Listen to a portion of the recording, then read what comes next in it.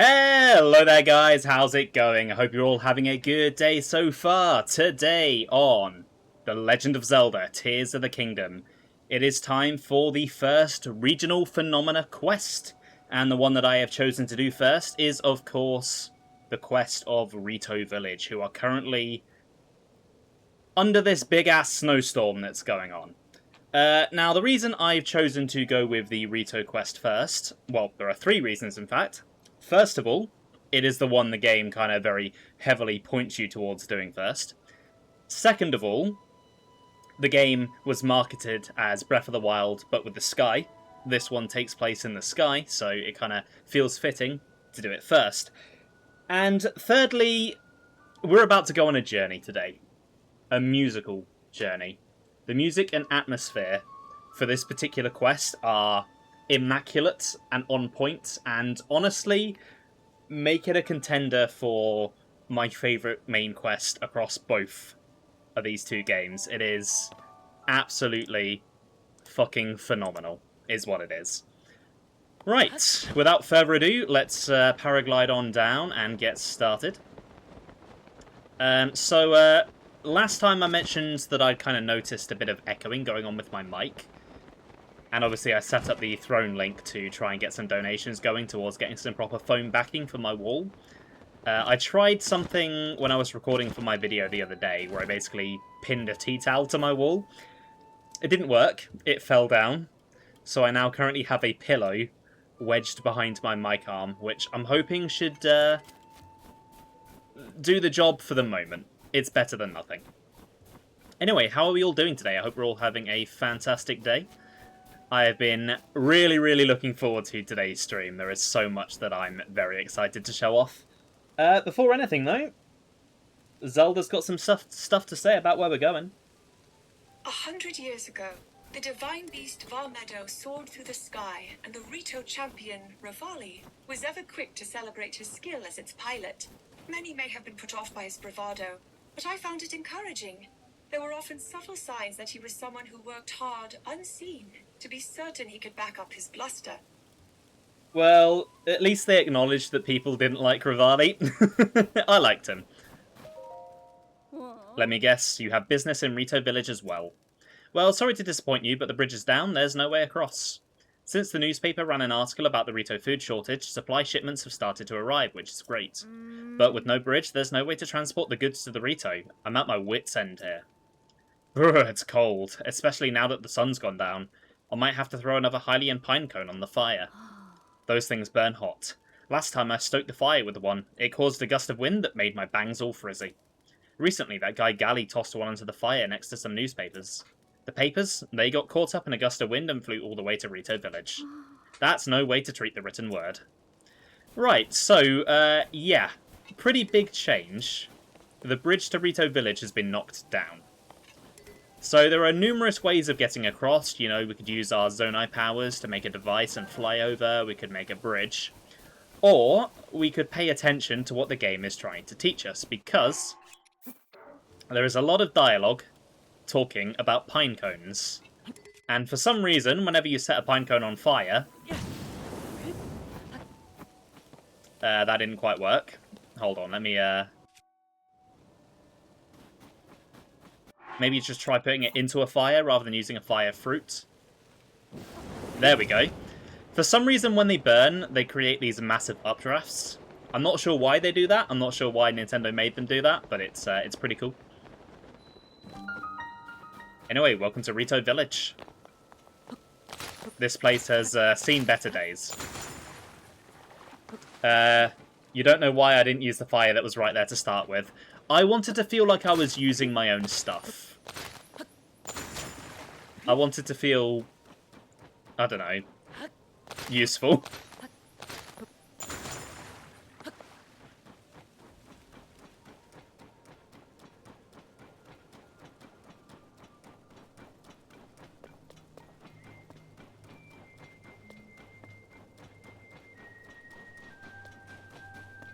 Well, this music is certainly different than the last time we were here. Should we take a listen?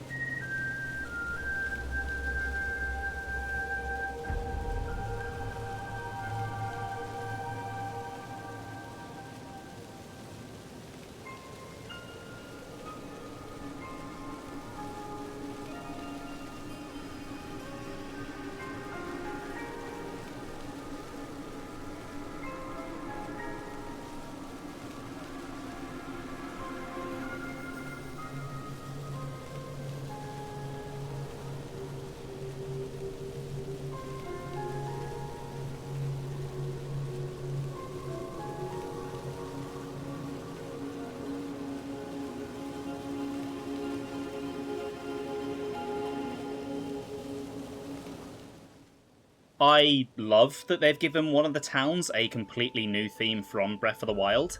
This game needs everything it can get to stand out from Breath of the Wild, and new town themes certainly help with that. And the way this just complements the atmosphere, you can hear the wind blowing over the music, it's just beautiful.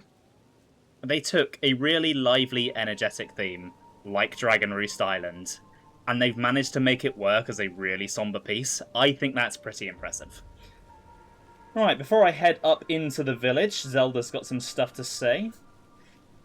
Ah, Rito Village, hometown of Rivali, the Rito champion. It seems he is spoken of as a legend here, and his bow is an honor bestowed on the best Rito warrior. You did hate other people talking about you, Rivali, but I'm afraid your story will live on here for quite some time still. And we've got a second one. Rivali, you were always quickest to rush to my side when I struggled. I'm sorry I wasn't able to help you when you were in need. You being you, I imagine you shrugged off waiting 100 years like it was the smallest inconvenience. You were so tough on Link to make sure he could protect me, weren't you? I like that they kind of build this friendship between Zelda and Rivali. I just wish we could have seen more of it in the actual games themselves.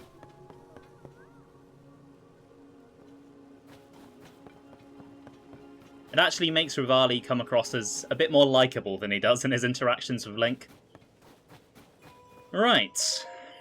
I've got some Orbs of Light turning, I believe. Or Lights of Blessing, I suppose they're called.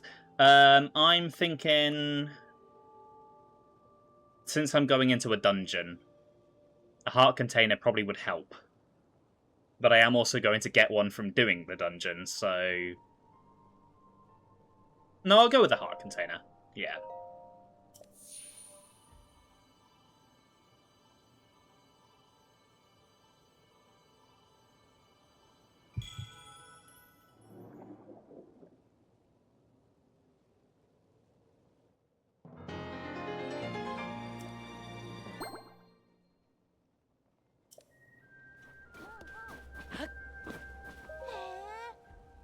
Oh, look at these cuties.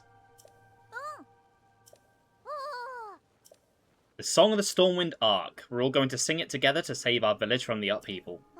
Are you going to listen to our song, mister? Yeah, sure, let's hear it. Yay, we love an audience, so we'll give it our best for you. Everyone ready? A 1, a 2, and... Once, a god fell from heaven, styling the Hebrew winds. The heavens grew lifeless, just as the air below thinned. With the world in upheaval, we pledged to help the Lord. A line of ships soaring, built as a passage skyward. The god ascended to heaven, leaving behind an ark. Its winds brought us new life, thanks to its great divine spark.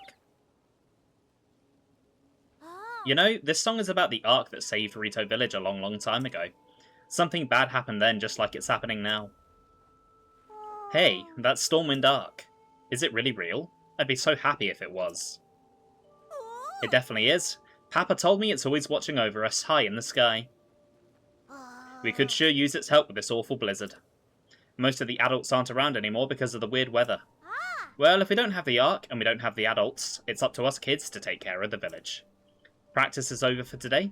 Generally, you're in charge of food. And Molly, we'll need you to make arrows. We've all got jobs to do, so let's do them. Yeah. Kid power. So one thing I do appreciate is time has passed between games, and they didn't just leave the kids looking the same.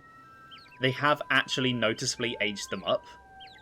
They are taller now, they're more like pre-teens than kids, which is a nice detail.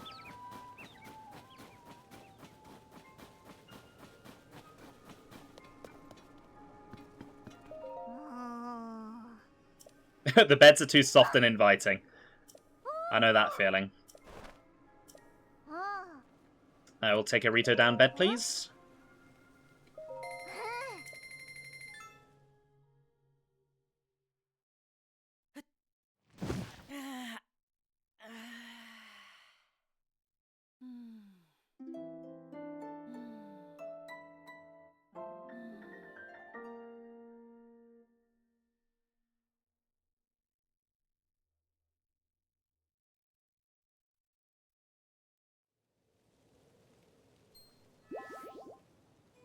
Oh, and I got stamina out of that as well. Lovely.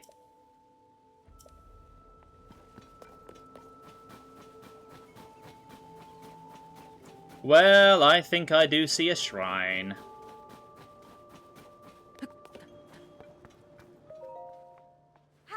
Full tummies make for happy Rito. That's why I like learning new meals out of the recipe book. I saw one in there that I know everyone would love. A fish pie made with some staminoka bass. Doesn't that sound yummy? Problem is I can't leave the village to catch a staminoka bass thanks to this dumb blizzard. I have everything else, Tamantha wheat, goat butter, rock salt. But if I'm going to make a fish pie, I need the fish, I need staminoka bass. I do not believe that I have any. I'll keep an eye out.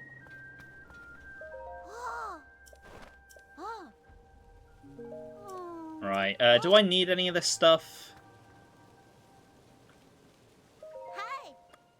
You know what, yeah, I'll take some ingredients, can't hurt.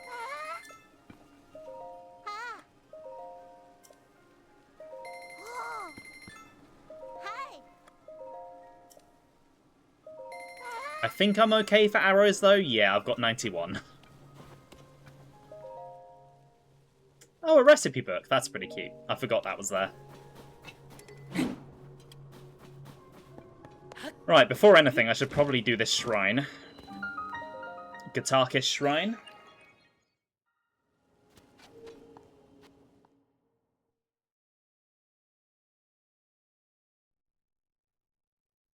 So I'm correct in thinking that you've done the Rito questline, right, Ben?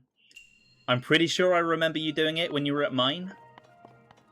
Not the most recent time, like one of the times before. Okay, cool. Right, so looks like this one is going to teach me all about how the winds work. You've done this in Zora. Okay.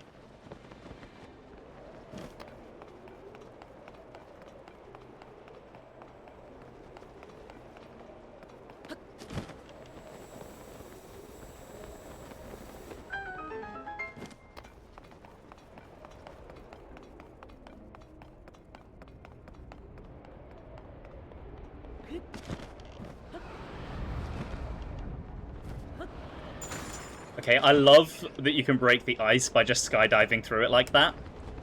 That is a very important lesson. There's a reason the shrine is teaching me that.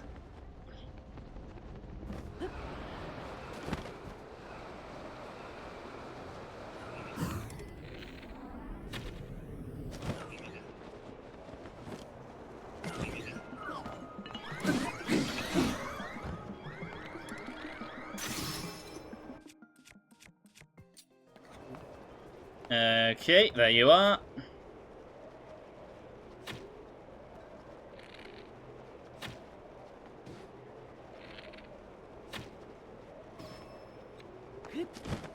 There's my chest as well.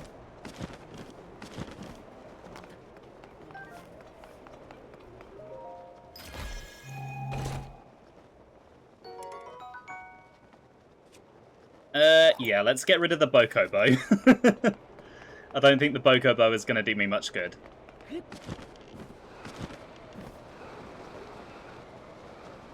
Okay, I do enjoy that the updraft also affects how Link skydives, like it slows him down.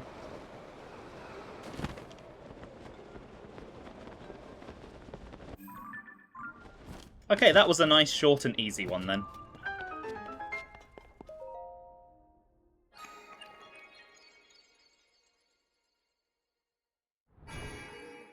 So Ben, are you going to try and stay ahead of me with this series, or have you kind of given up on that?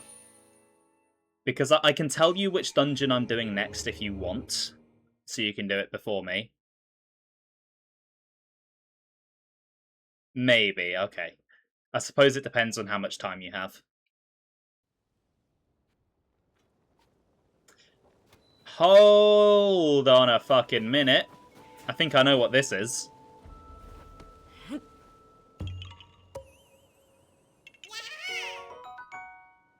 Can't be hiding from me.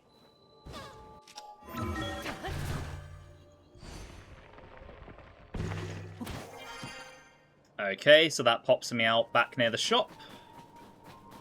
Okay, how much do I need for this? Ow. Ow. Okay, well, I don't need the trousers right now because I already have some trousers. I definitely need at least one of these, though, so I'm going to go for the tunic because I can actually afford that.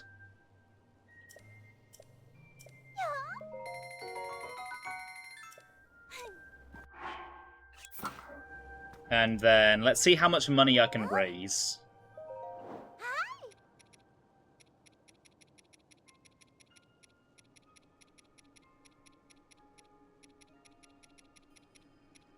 So I could get 200 there. That'd bring me up to 300. 480. 570. 670. So if I sold absolutely all of my gems, I could just about afford the headdress. I don't know that I need it, though. I mean, if I got the headdress, I could technically improve my defense by swapping out the greaves for the Hylian trousers.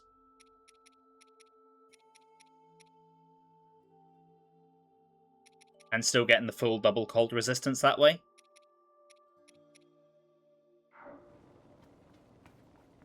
But also...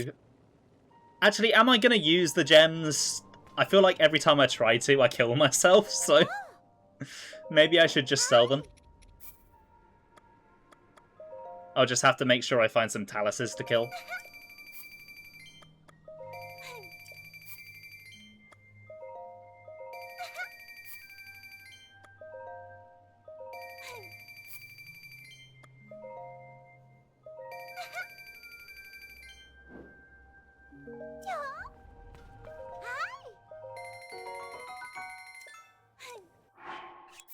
Okay, nice.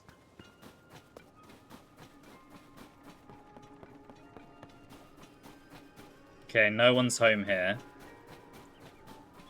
No one is home here either, but I'm sure I've got some stuff that I can sell. I kind of want the ladle as well. I see a Korok over there.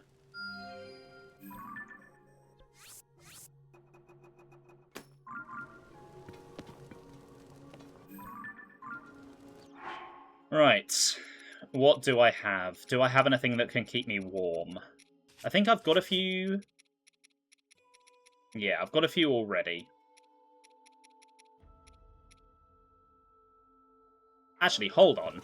Now I've got the headdress, I could do this. And get the attack boost as well. Yeah, I kind of like the sound of that, actually.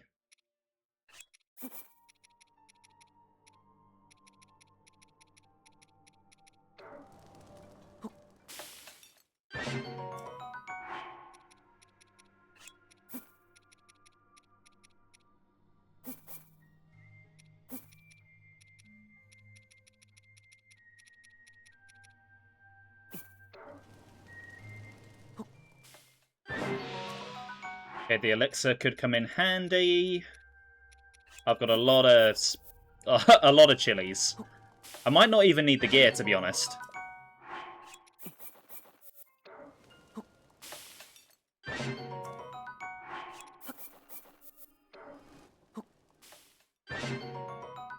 But this will allow me to just change my outfit up and maybe go all in on defense for the boss fight.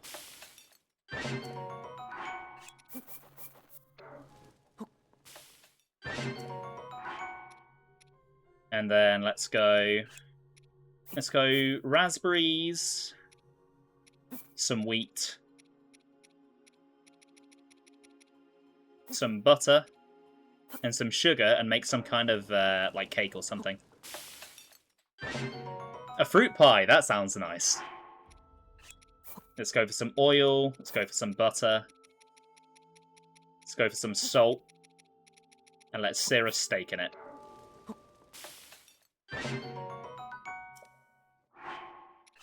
Okay, let's go for an egg, nut,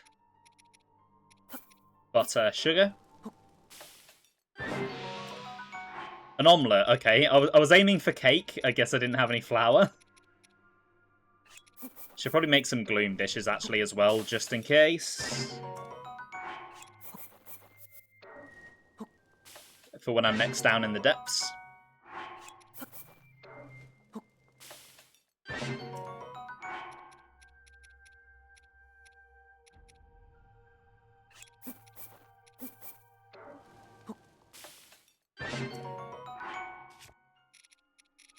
Okay, I think I might have enough food.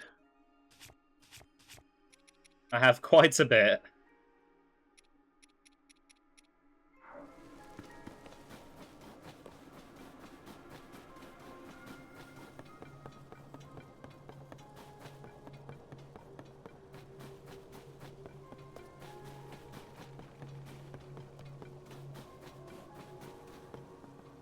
I think this is where the shrine used to be in Breath of the Wild. So one thing I will say. In Breath of the Wild, the shrines felt like they were designed alongside the landscape. The areas where they were clearly designed to have a shrine in them. Those areas now feel empty in Tears of the Kingdom, and the placement of some of the Tears of the Kingdom shrines really does feel a bit haphazard. I guess they didn't really have any choice because they needed to make the game different, but it is something that I noticed. How about this one? Huh? You need something, mister? 'Cause I'm actually kind of busy. My papa told me you can use ice fruit to freeze monsters solid, which gave me an amazing idea for an invention, mwah. My problem is I can't go out to pick fruit right now with the blizzard and all. It's so not fair. This is the best invention I've come up with in so long, but without ice fruit, I can't make it. I hate to break it to you, kid. Ice arrows existed in the previous game. Huh, mister, I felt a cold breeze coming from your pouch. Huh, mister, what's that you've got? That's the ice fruit I wanted, isn't it? Whoa, looks like you've also got some cold jelly-like stuff. Is that white choo-choo jelly from one of the monsters that'll freeze you solid if you touch it? Wow, it's not exactly what I had in mind, but I bet I can use that to make my big invention. May I have one of either the ice fruit or the white choo-choo jelly, please? Sure, take this ice fruit. Yay, now I can finally make my invention. When I attach this to the tip of an arrow, I'll have an arrow that can freeze monsters from far away. Sometimes I'm so smart I scare myself a little. I wonder what would happen with other materials. You could make arrows with all sorts of effects. Wow, listen to me. With every breath, I spew out brilliance. Fwah! But I should probably stop talking before I give away all my best ideas. Anyway, here's a thank you present. You know the reason I like making arrows? It's my papa. He creates the strongest bows around. I wanted to make arrows that go perfectly with his bows. All I have to do is keep working hard, getting my name out there, and one day, I'll be a world-famous arrow maker, one my papa can be proud of. Sometimes my genius is... it's almost frightening.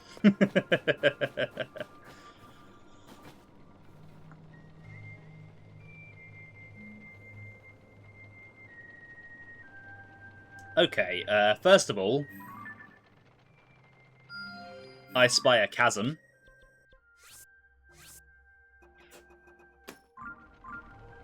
And then second of all, I spy story.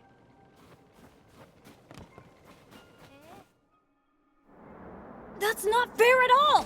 You know I can handle it! Checking out that huge cloud wouldn't be hard. I could even do it alone. If we don't do anything, the village... Huh? Huh? Is that you?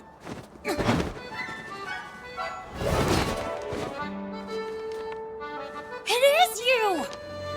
Link!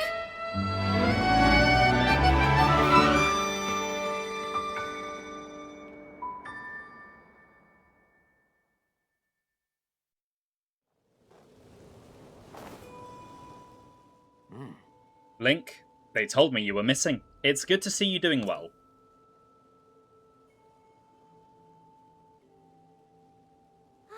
It's very nice to see you again. Do you remember my son, Tulin? He's grown taller, though perhaps not yet grown up. Well, maybe I would if you didn't treat me like a hatchling all the time. As long as you still think you can take on the world by yourself, you'll always be my little chick. What? You think I can't? I'm already fully fledged, you know. You'll change your tune when I ace today's scouting trip.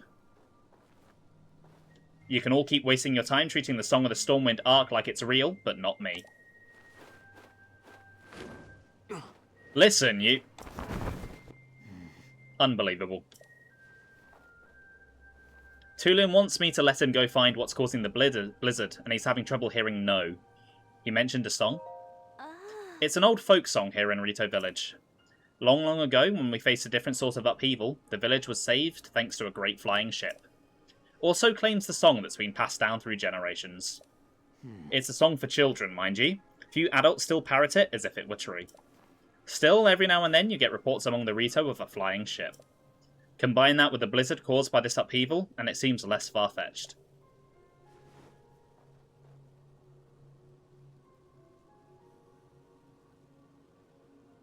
Even if the Song of the Stormwind arc is just a children's rhyme, I suspect that there is something lurking high in the sky. But the air is so turbulent now that no Rito can fly close enough to look into it. This is why I say we need to make careful preparations to find the truth. But Tulin, he thinks we cling to that song out of cowardice. But these are Rito matters. You came for some purpose, yes? What? This is terrible news. So then not even Hyrule Castle is safe? If Princess Zelda's disappearance and the strange phenomena around the world are related somehow. We Rito would ordinarily love to contribute to your search. But this abnormal blizzard shows no sign of stopping and food has grown scarce. Everyone I could spare is already out researching the blizzard or scavenging for food. My husband hasn't been able to leave the village much since becoming the village elder. I wish there was something I could do. But maybe I'm not the one you want. You should try asking Hearth. My friend Hearth has many sources of information, so he might already have a lead about Princess Zelda. You see the 2 bonfires out that way? He's in the lodge near there, if you'd like to try visiting him. So, first of all, I feel bad for Teba, because he has been usurped by his own son. He was the modern-day champion equivalent in Breath of the Wild, but unlike the other 3, he doesn't retain his role in this game. Tulin has taken it. Secondly, I nominate Tulin for the biggest glow-up between Zelda games. Because this is what he looked like in Breath of the Wild. I kind of wish they kept him looking like that, because it is certainly something.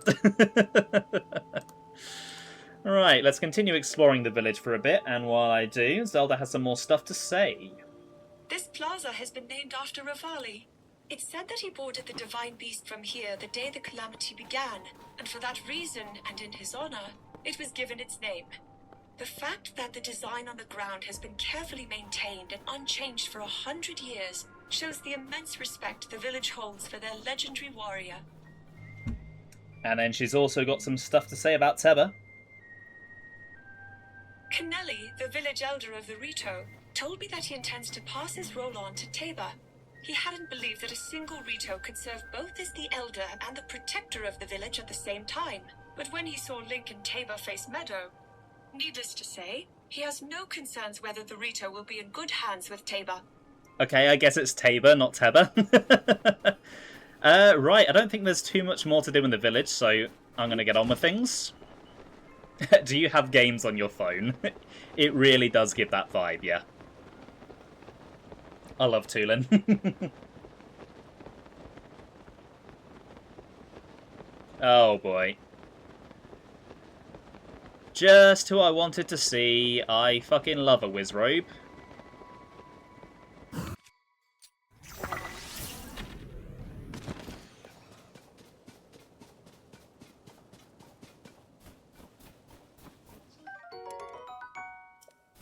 Do I have any room for that? Yeah, I can get rid of the torch.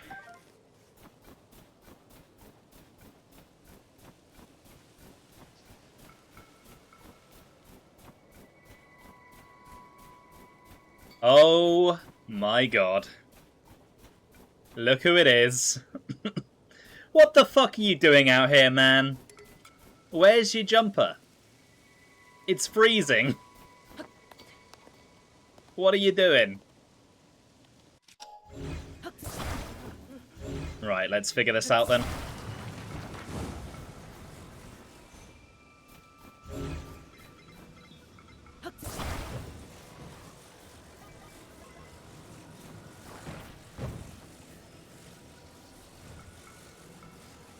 Okay, that is pretty much the perfect size, yeah.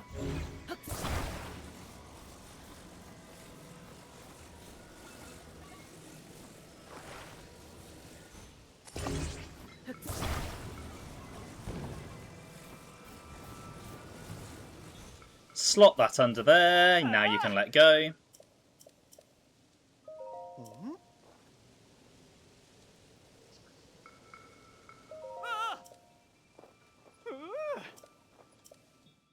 I think Addison might need help keeping his brain to stand up.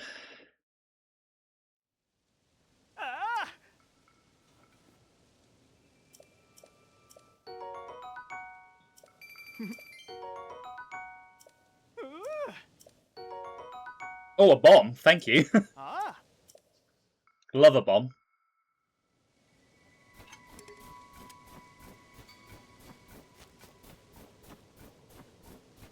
Okay, I think these bonfires are new. I don't think they were here in Breath of the Wild. I can't remember if this lodge was here or not, though. We found these strange things at the foot of the Hebra Mountains. They're oddly shaped, aren't they? I've done every test I can think of, but I haven't learned anything. Not even what they're made of or what they're for. All I know is that they're pretty heavy and pretty sharp. It'd probably hurt if you got hit with one, huh? Well, I've got all I'm going to get out of these things. If you want them for some reason, they're all yours. Yes, please. Thank you.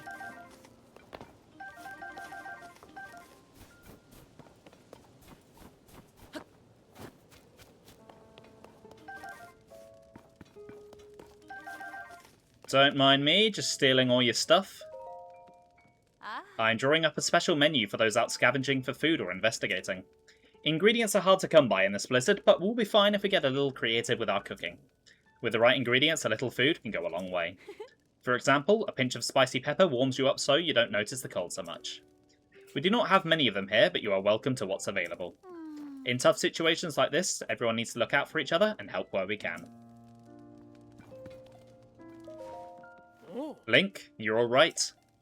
I worried after I heard that you had gone missing. What happened? Ah, so you're looking for Princess Zelda. Sorry to tell you that I haven't heard anything about her. Our feathers are full dealing with a more immediate problem. Everyone from the village has left to scavenge for food or to investigate the cause of this terrible blizzard. And all that has been hampered by the sky monsters that seem to be everywhere. We're spread too thin to deal with them properly on top of everything else. Sorry, bud. Wish I could do more for you. Though now that I think of it, maybe Tulin could help. Oh, right. You weren't around for it, but little Tulin has developed a way with wings that puts the adults to shame. Even in this vicious weather, he patrols the skies and reports all kinds of useful information. His wind gust technique is something to see. None of the rest of us can pull it off. Even stern Tabor acknowledges that Tulin's skill is a cut above. The kid does preen about it more than he should, but, well, it's worth asking him at least. Last I saw him, he was with Gassan and Lacia on a trip to find food. I think they were on their way to Habra's South Summit Cave. That's to the northeast from here. The cave is past the cliff out front and up the mountain road. There should be a bonfire marking the spot. Find the bonfire at the mouth of the cave, and you'll be on your way to finding Tulin. Read the book about the Stormwind Arc. Yes, please. Stormwind Arc Legend. One day the winds that ought to blow in Rito village ceased. Then the heavens grew stagnant and the earth fell to ruin. The villagers looked skyward for a solution. They saw a figure pierce through the unmoving grey clouds and descend swiftly towards them. Believing no ordinary being could fall from the heavens, the villagers called this figure a god.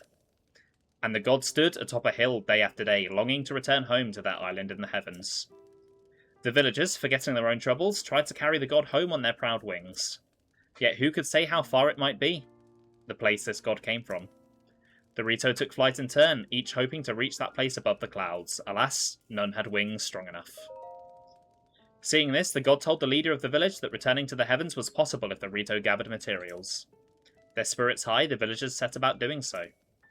The god nodded upon seeing the tall pile of materials. This they understood would be enough.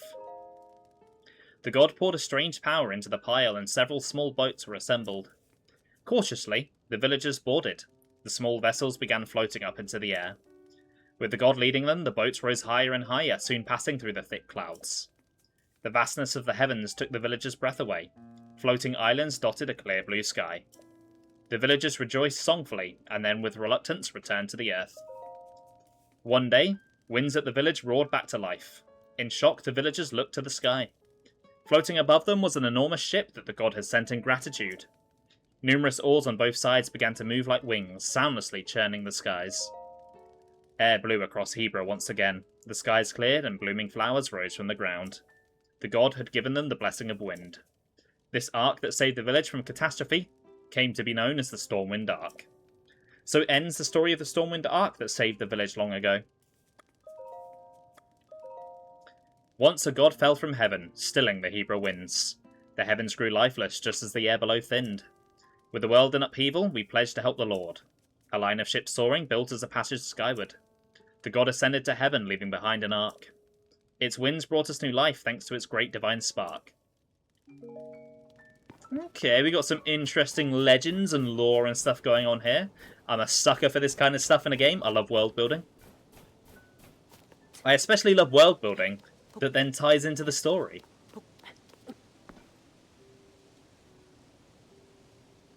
So it's never confirmed, but it is speculated and kind of pretty obvious that the god that the Rito helped was a Zonai. Because he came from the sky, the Zonai live on the Sky Islands in the sky, it just kind of makes sense. And the power that they didn't understand was, of course, the power of Ultra Hand. Right, before I go anywhere, I'm heading for that tower. And then I think I see the bonfire I'm aiming for.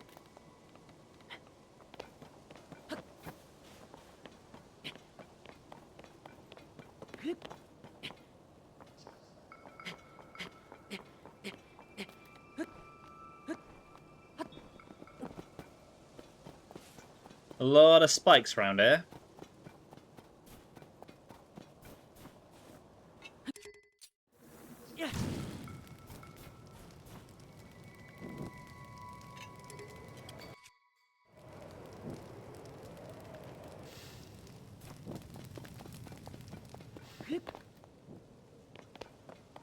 Oh, and they're around the tower as well. Lovely.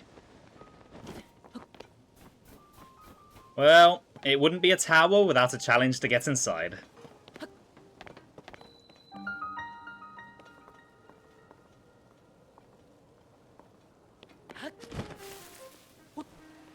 Though I think we can pretty much mostly just bypass this one. There we go.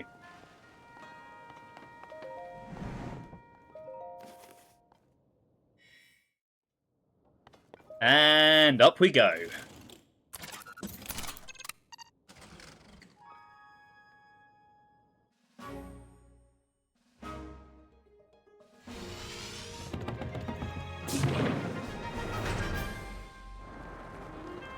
Okay, well I see a shrine there right away.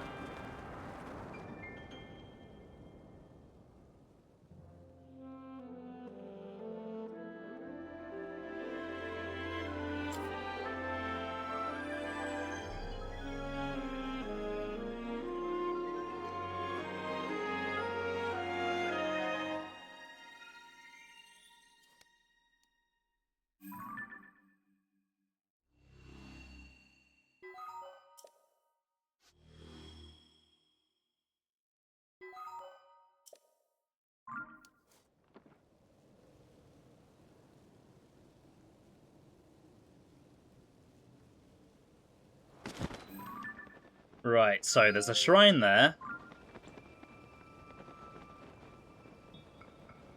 I did see one in the sky.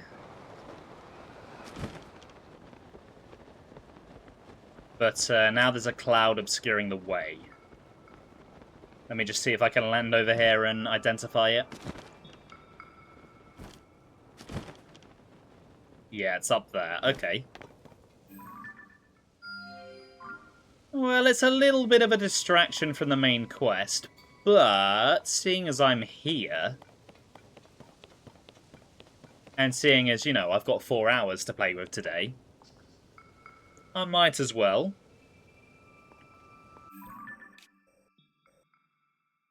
Now, one thing that does bug my OCD a lot is I feel the need to step on every single island, even these like little ones that clearly don't have anything on. I'm like, I have to touch them. Otherwise, I've missed something.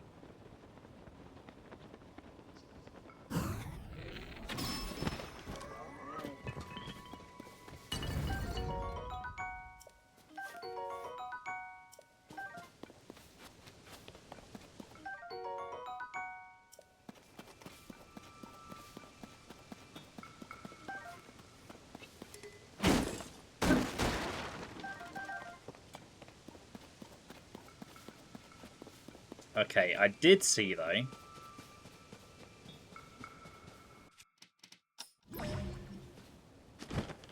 Yes, hello. Treasure! I love treasure. What do we got? A Zonai charge. Okay. Nothing too interesting, then.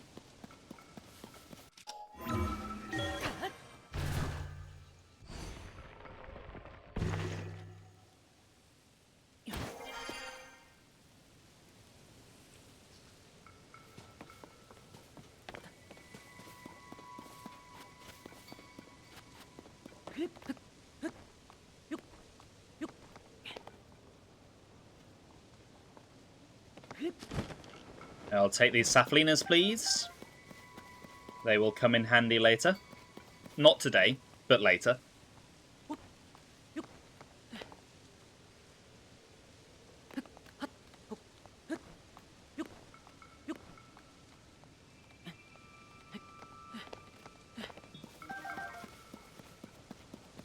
Right, so... do I have anything useful device-wise? Yes, I've got a flame emitter. Oh, there's already one in there. Handy. Oh, I see a Gleeok down there. Not quite ready to fight one of them.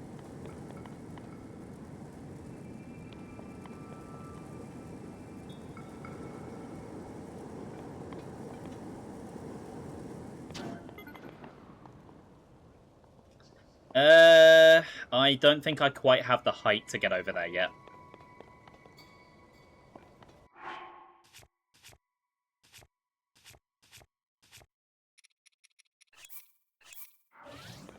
So if I give myself a bit more height... these floating platforms are really cool.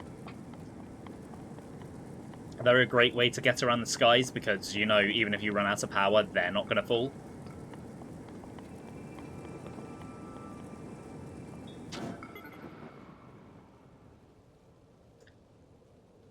Okay, so... I definitely can't reach the shrine from here. I could just keep going up. But I think clearly what the game wants me to do.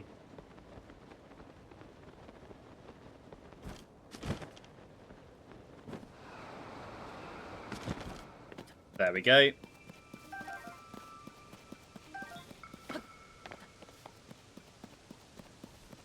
Ooh, hello! I see another shrine.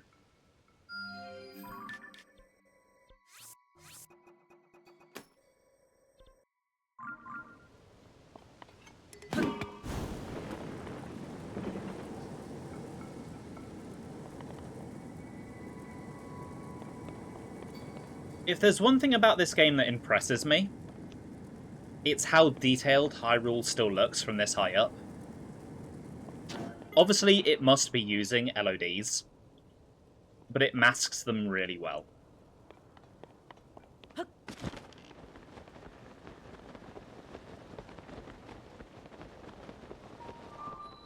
Right, Ijo O Shrine then.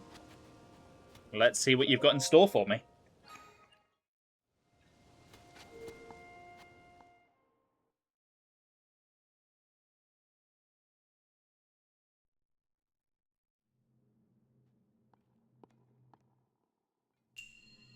More than defense. Is this going to teach me how to use my shield in interesting ways? Yes, I think perhaps it is. Yeah, let's fight fire with fire.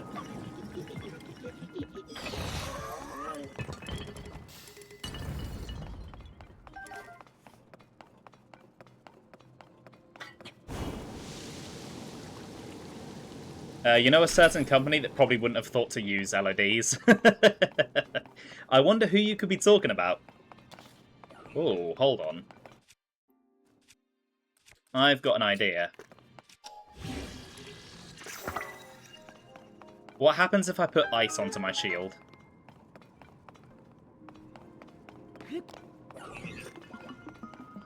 That is a really big shield you've got there, mate.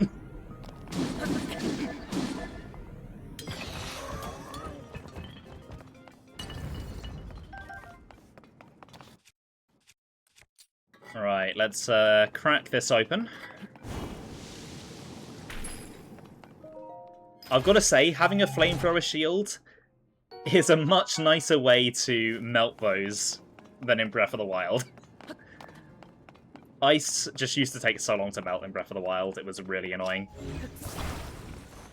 Right, I'm going to take the slab shield.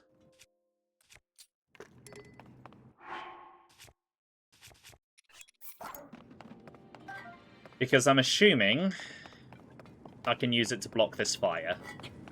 Yes, there we go. Hey, Sam, welcome to the stream. How you doing today? Don't worry about being late, that is not a problem. We don't use that word around here. We just say that you were busy. You had other stuff going on. You have a life.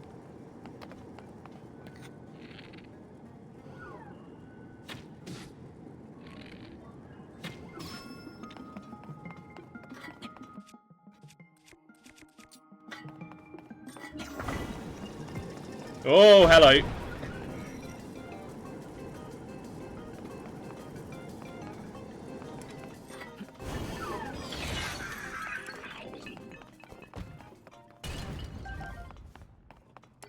Anyway, how are you doing today, Sam? Right, so, I think this is like the second time the game has prompted that you should do this, but, I'm gonna stick a rocket to my shield. I think you can also stick them to arrows as well. I've not shown that off yet.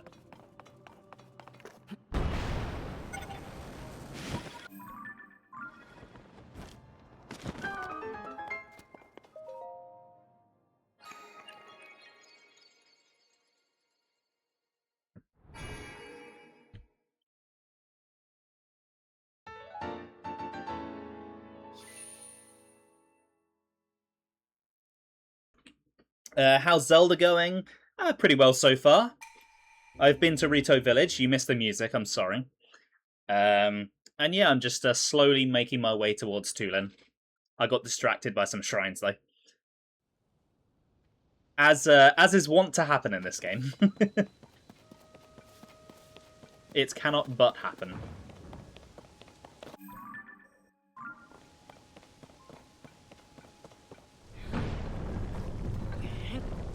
Right, let's aim that over there. But like I said, I've got 4 hours in total today, so the dungeon won't take all of that. If I take a little bit longer to get there, I think that's fine. I think we can forgive that.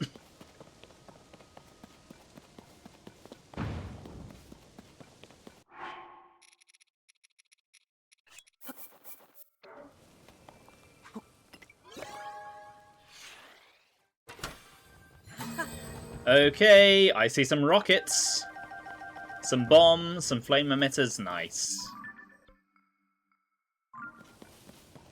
I forgot about the portable pots, those are actually really handy. Means you can cook wherever you like, not that I really need to right now.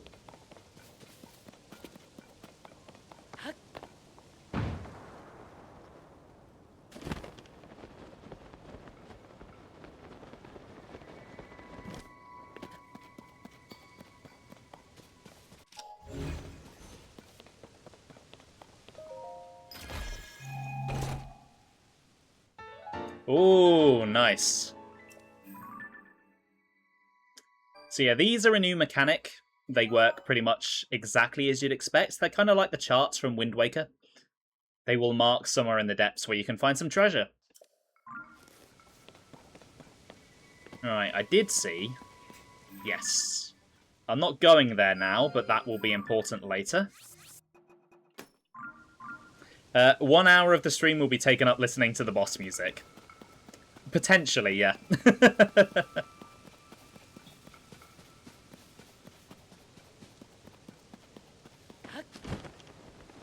Oh, hold on. I'm gonna have some fun. Worth it.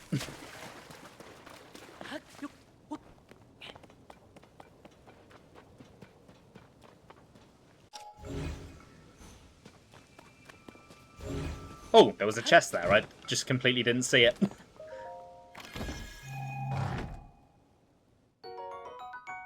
Okay, flame emitter, nice.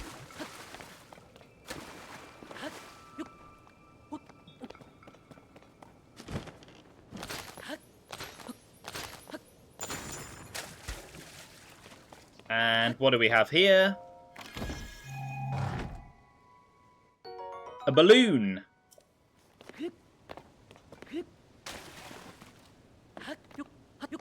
Okay, that is enough messing around in the sky. I should probably head back down to Tulin, although I spy... Hello.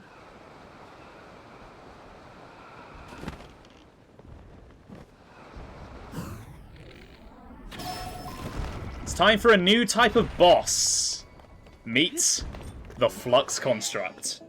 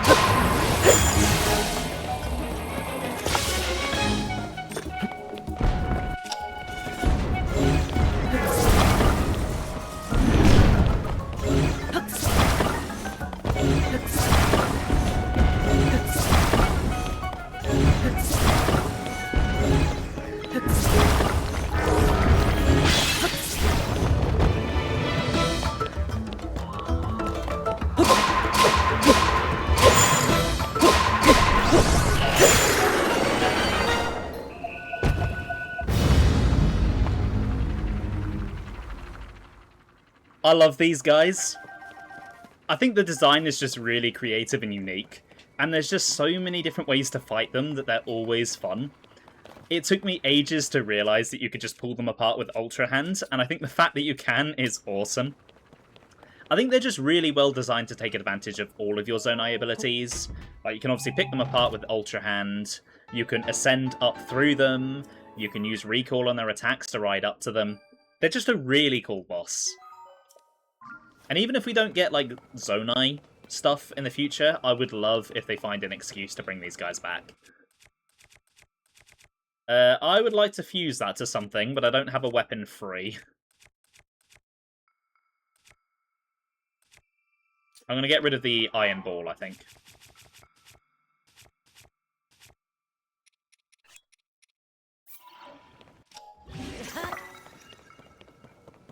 Plus, the music is great. It has a really, really nice tone to it. It's not like villainous like other boss themes. It's kind of got like a sense of playfulness to it, which I think fits just with how fun the boss can be.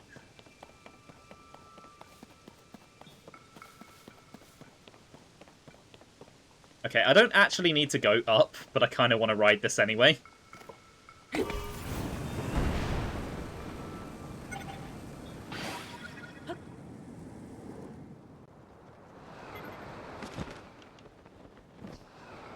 Right, where was the tower?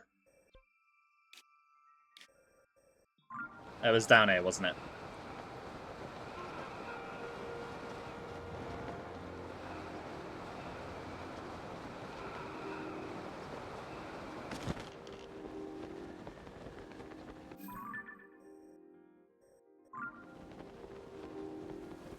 Okay, I do not know where I've ended up.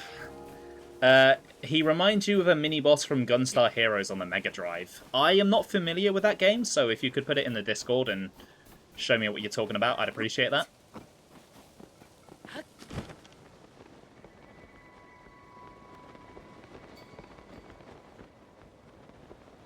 Okay, yeah, I have managed to completely balls this up.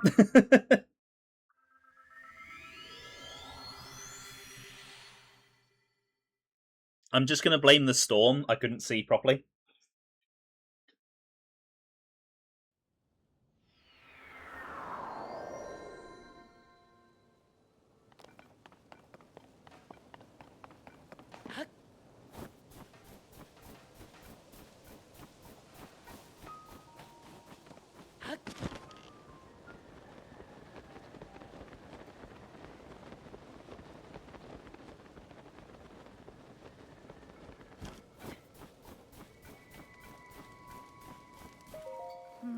Unbelievable that these huge things are raining down on us. What is happening up there in the skies? Oh, oops. I hadn't expected to meet a Hylian here. What are you doing in the mountains in this weather? Don't you see how cold it's gotten? Our feathers keep out the worst of it, but I'm not sure how you can stand the blizzard. If you go farther up this slope, you'll see the Hebra South Summit Cave. My friends are there now, gathering provisions. There are glowing mushrooms and fish to be had, which come in handy. They keep a bonfire stoked at the cave entrance to mark their location. If the cold gets too much for you, find that bonfire and warm yourself up in the cave. Well, I was told to look for a bonfire mark in a cave, so it sounds like I'm on the right track.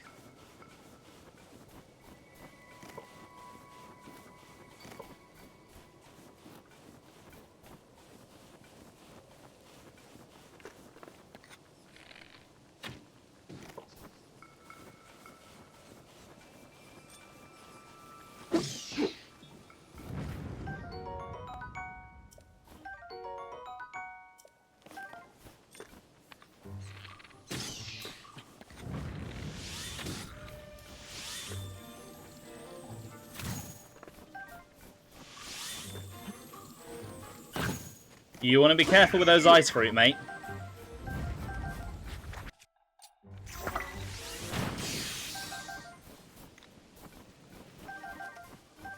Right, I did see a blue bokoblin somewhere. Where did he go? Where did he go?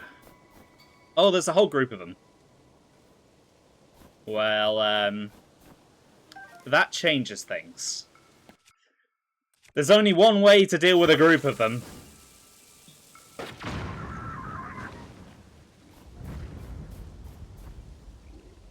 Hello.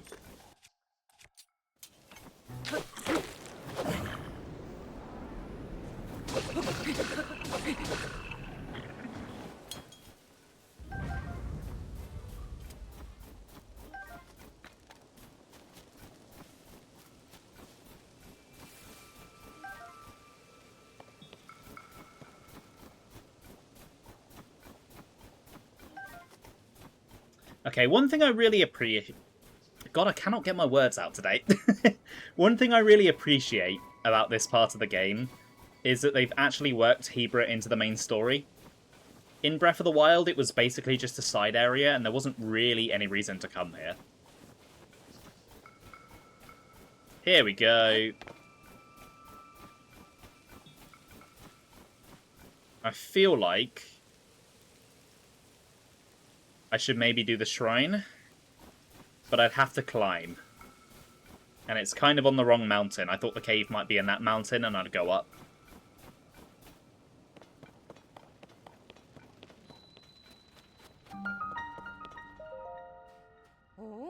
Didn't think I'd be seeing anyone else in these mountains anytime soon, what with the blizzard and all. I'm here because it's a good place to find food for my people. Why are you here? Looking for Tulin, huh? Fair enough. He's further in the cave with Jasan. They're scavenging for food. No, I'm not going to show you the way. I need to keep an eye on what we've amassed so far. Be on your guard. There's a creature in that cave that hops around on the walls. It probably won't bother you if you stay away from it. Good luck finding Tulin. Well, as it happens, I'm actually looking for those creatures, so thank you for telling me about it.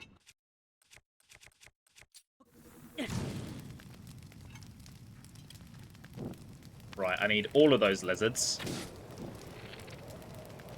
Or just the one. Never mind, I think it fell in the water.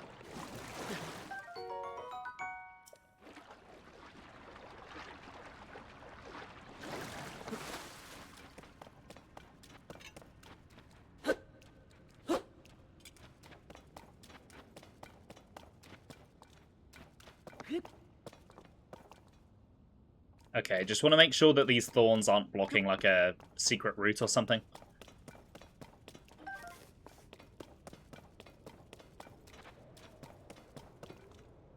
No, that's definitely a bit of rock behind there.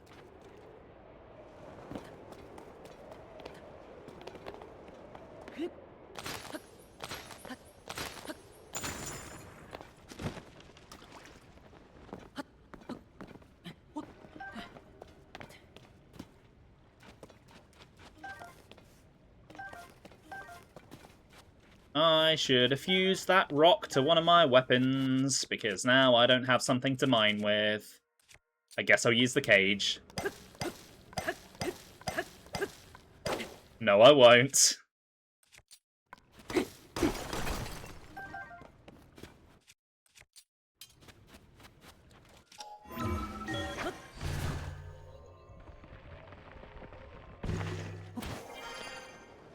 Right, okay. That's where I came from.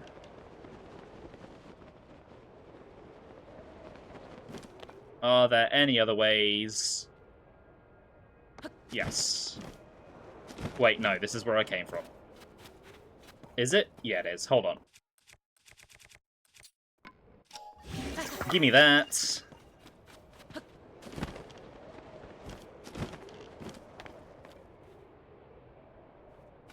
There's nothing further up. Okay.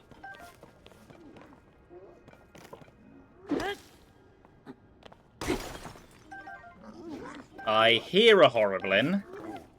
I cannot currently see one. Ah, there you are. You are an ugly motherfucker, aren't you? Ah! I was trying to use recall.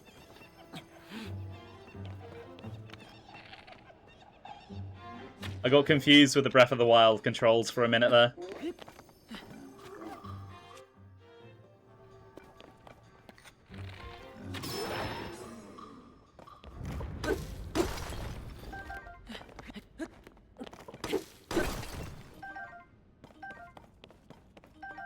Right, I think down is probably where I'm going to find the bubble frog, maybe? Or not? I thought that would go further, to be completely honest.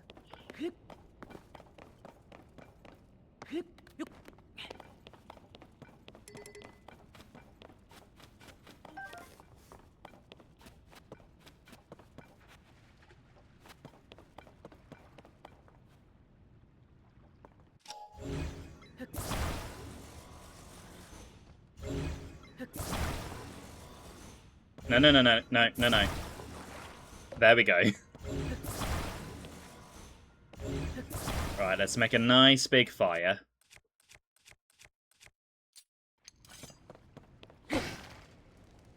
And then...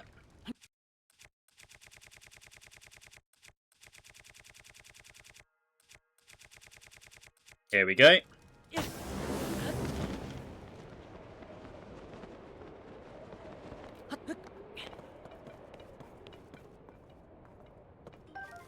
Right, so what do we have?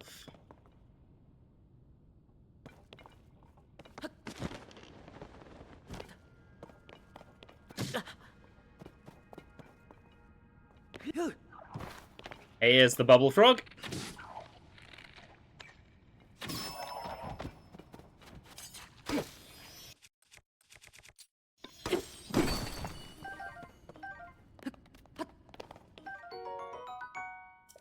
Okay, that's 11 of them now. I can't remember how many caves there are. I want to say there's like 80.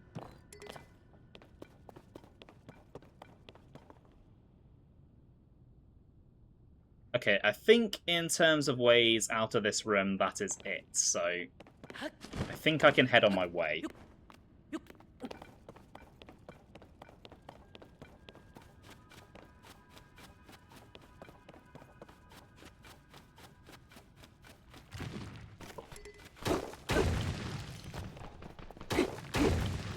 Hello, little pebblets. I think that's what you're called.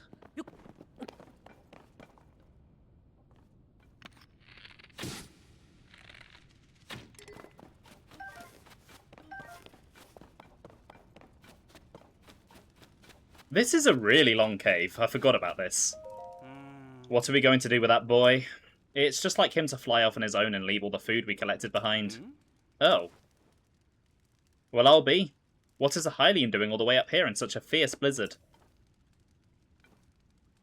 You're here to talk to Tulin, eh? You just missed him, unfortunately. Our task was to scavenge food in this area, but we just saw a flock of monsters fly past outside the cave. The same ones have been sighted around the village lately, in fact. I told the others we should return right away to report them, but Tulin clearly wasn't listening at all. He said, I'm going to follow them back to their nest, and flew off alone before I could protest. If you leave the cave and head north, you can spot a lone cedar tree on Talonto Peak. That's where we saw the monsters. No doubt Tulin followed them there. I know he thinks he's unbeatable, but he really shouldn't be taking these chances. You know, I've never actually said that word before. Is it cedar? Cedar? Kedar? Kedar? Kedar?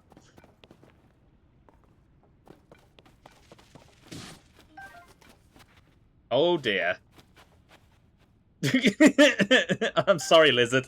That wasn't my fault.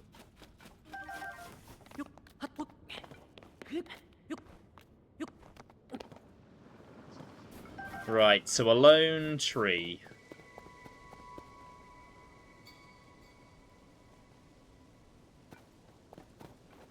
I imagine it's that lone tree up there. I do kind of want to go do the shrine, though. But it is a long way back up. You know, I'm going to come back for that shrine. I've kind of gone the wrong way. Right, Addison, my man. What are you doing? Why are you putting a sign here? Who the fuck is going to see it? There's no one here. It's a mountain. No one lives here. You're not even on the main trail.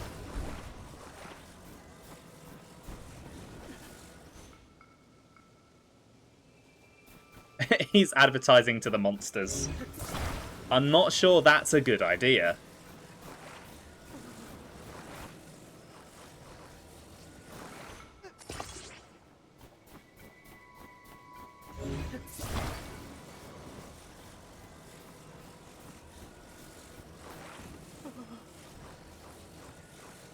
Okay, the UI really does not like that. I don't know if this is going to work, but there's only one way to find out.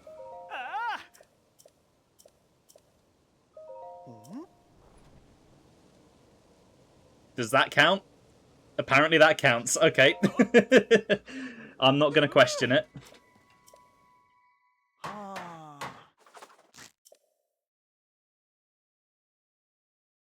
Monsters need houses too. Do they?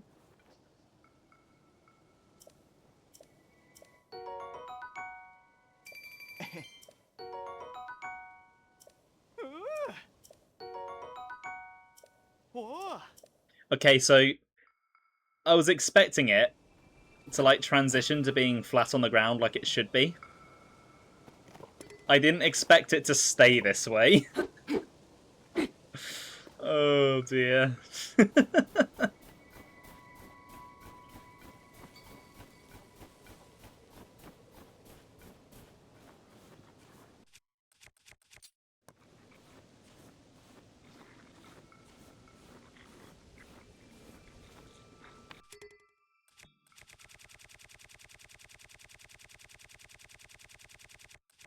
Right.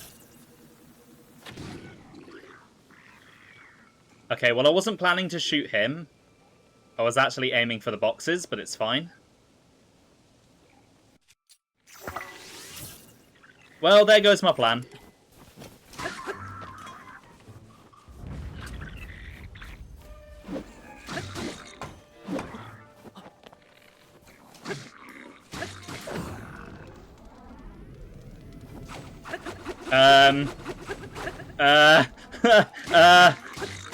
My flurry rush missed. I didn't know that it could do that.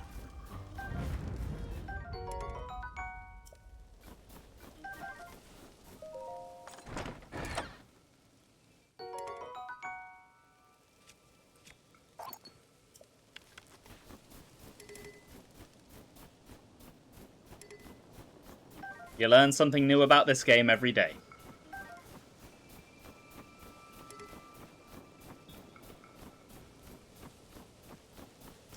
Well, this up here certainly looks new.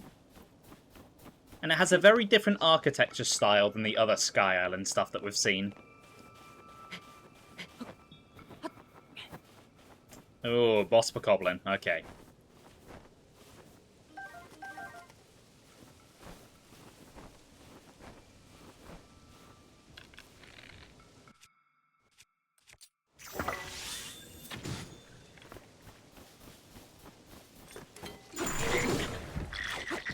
Right, he's down there.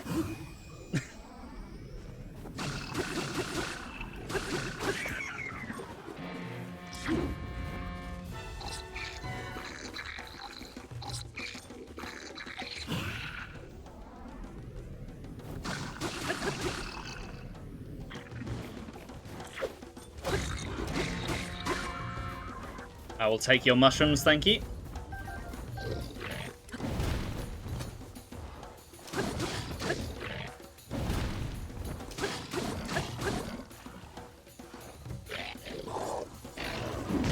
Oh, fuck out. that did a lot more than I thought it was going to.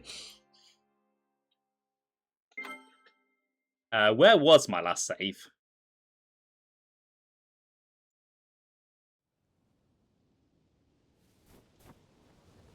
Oh, it put me above him. Okay. Well, if that's what you're telling me, game. I wasn't looking. Can I do it again? Okay.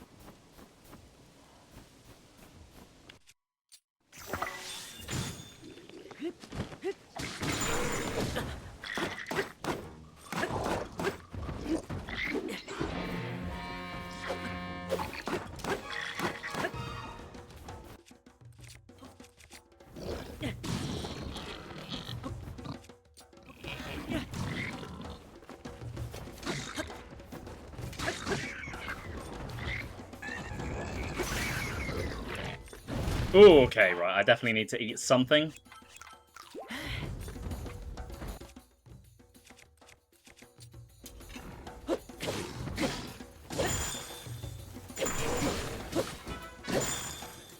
Okay, that frostbite gear is coming in really handy.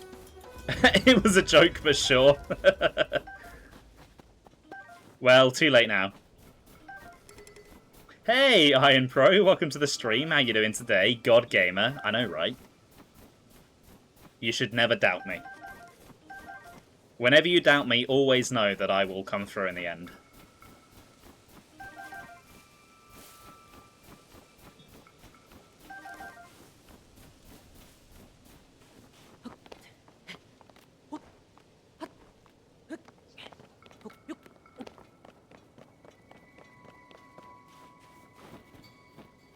Do I still have my flame emitter shield?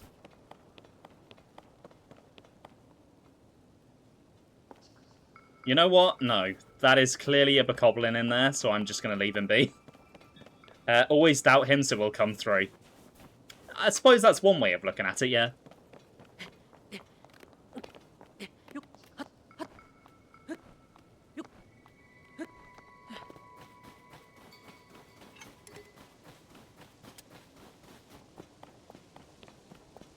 Ooh, we made it.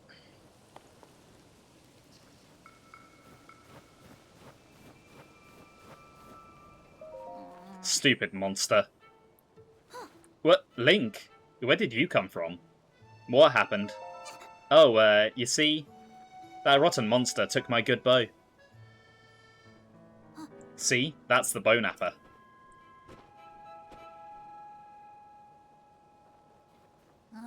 I've got to get it back. Help me out, Link. Sure. Really? Thanks. Did you know I can blow a strong gust of wind anywhere I feel like? I'll do it for you too. That way you can glide over to where the monster went. Just tell me where to point the gust and I'll make it for you. Right, so, yeah. Tears of the Kingdom has companion characters.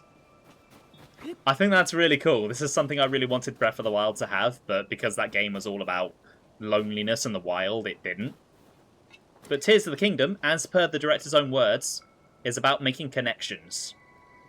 And so we get guys to come with us. And Tulin's power is really useful. It's essentially Revali's Gale, but horizontal.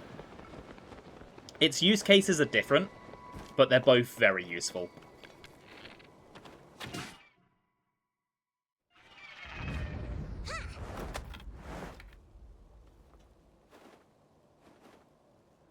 There we go. I owe you big time, Link. Without you, my bow might have been lost for good. Uh-oh. There's more of them.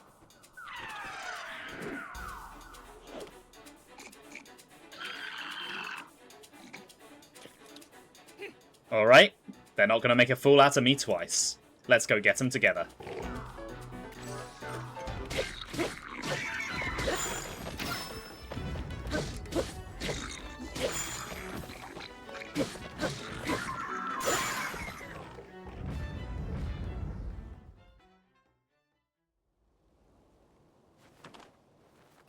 We did it.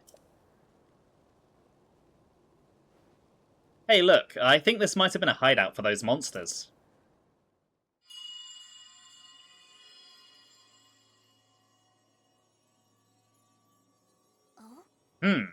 Was that the wind? It couldn't have been. There's no way. Must have been something else. Oi. Hey, Tulin, Link. Huh?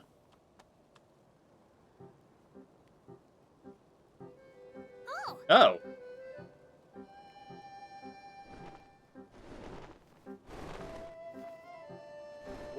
That was some impressive teamwork, you two.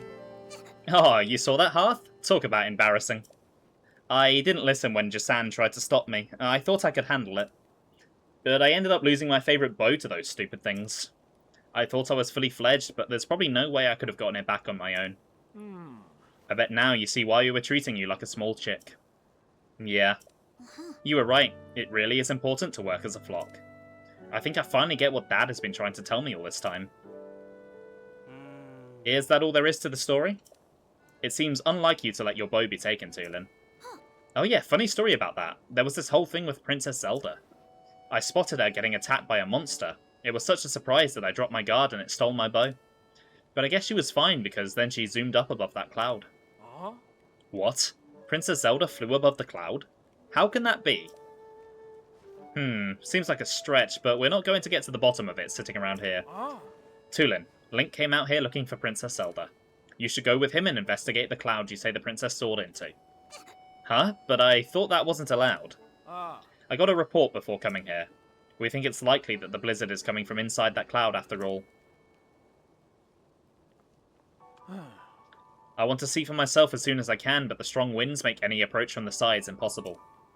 The only way in is through the top, but... There's not a Rito alive capable of crossing the stormy sky and making it all the way up there. Well, except for one. I'm talking about you, Tulin. Only you have the skill and training to create gusts at will. Tulin will be the finest Rito warrior of all once he understands the value of working with his allies. You know who said that to me? Your old dad, Tabor. Dad said that? Yep, and I'll make sure he knows what you accomplished here today. Now it's time you go with Link to find Princess Zelda and whatever's causing this blizzard. No problem. The two of us together have got this. I saw Princess Zelda up in the Sky Islands near Hebra Peak. Let's check there first. Link, Tulin, we're counting on you. Right then.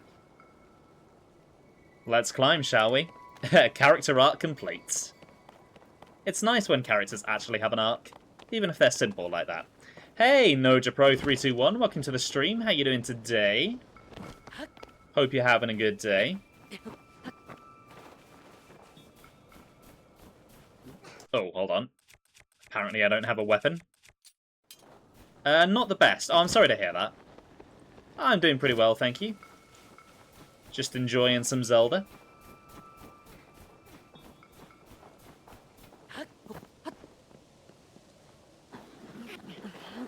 Alright, come on, Tulin. Yeah, having a character join you is so cool. It makes it feel like a proper RPG.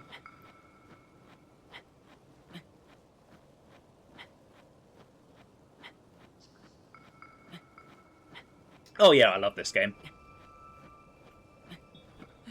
I mean, I love most Zelda games.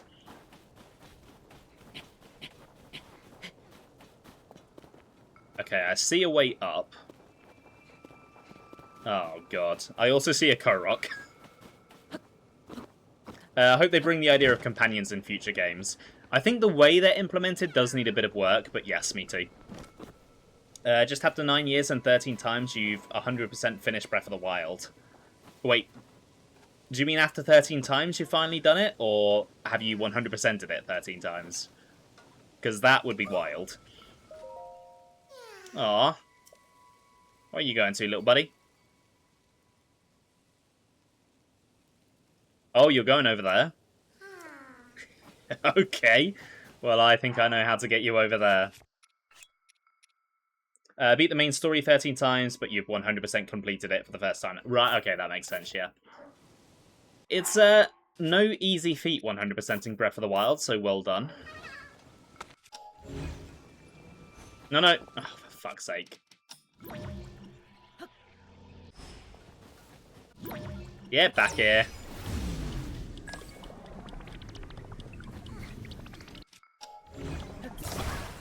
Right.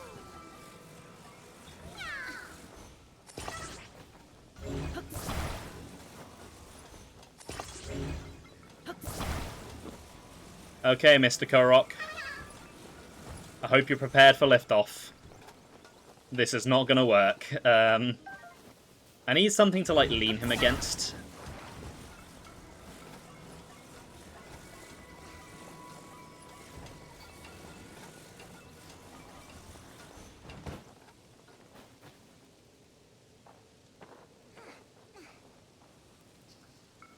There's nothing really around here to use. I mean, there's a balloon over there, but I'd have to fight for it.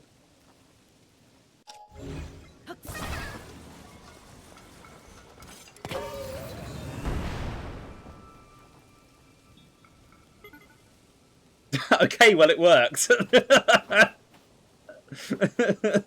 I wonder if he's okay.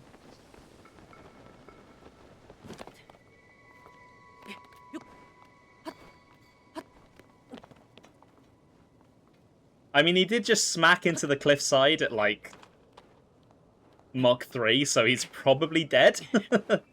But, let's go check on him.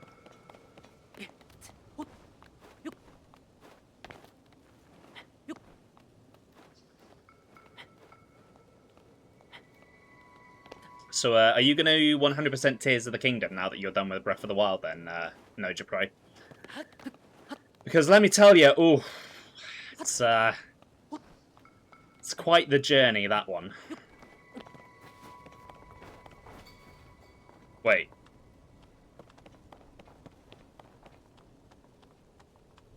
How the fuck did you get down there?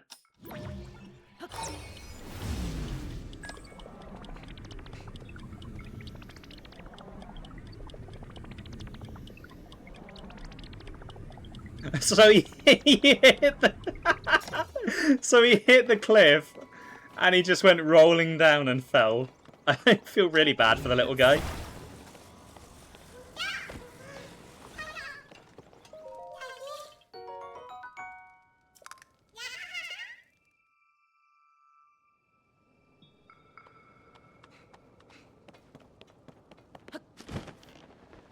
The Legend of Zelda Tears of the Korok. Hey, Sap, welcome to the stream. How are you doing today? I don't think that Korok can produce tears anymore. I think he's dead. Yeah, not too much. Thank you, Sap. I'm doing pretty well.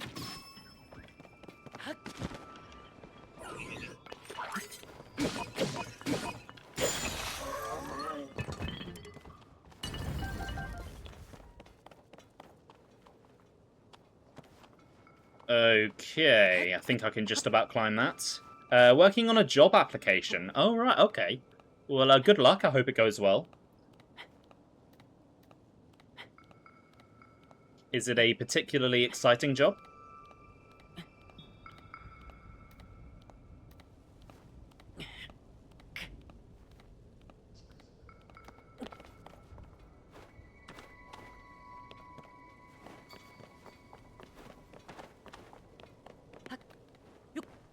A job at a museum. Oh, that sounds fun.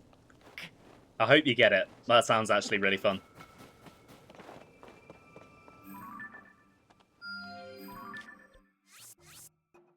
Indeed.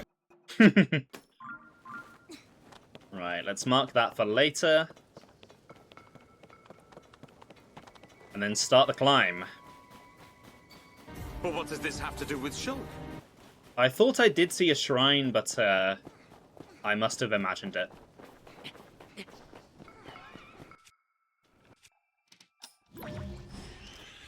Yeah, you throw that down. Or not, Tulin can just kill you for me, thank you. Is it a night shift guard? You watched a documentary about that. It is that kind of museum, though. Oh, that's really cool. I'm actually kind of jealous.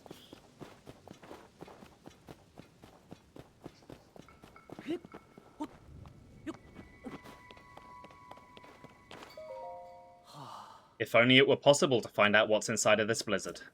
Oh. Why, if it isn't Tulin? I was too focused on the cloud to notice you. But if you've come here, that means... Yep, they said I could go up there. I knew it. Something told me you were the best one for this mission. Everyone has admired your wind gust technique since you first demonstrated it.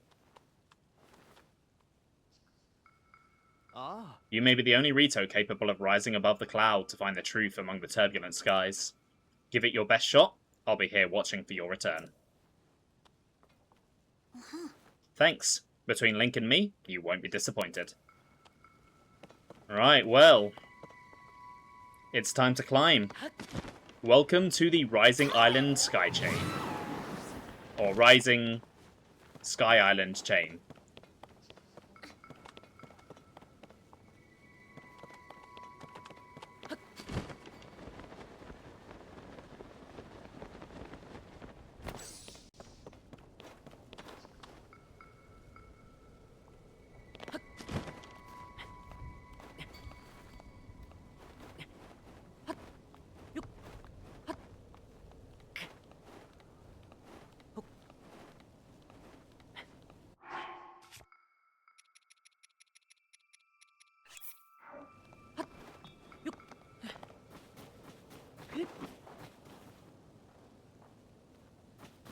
Okay, any minute now.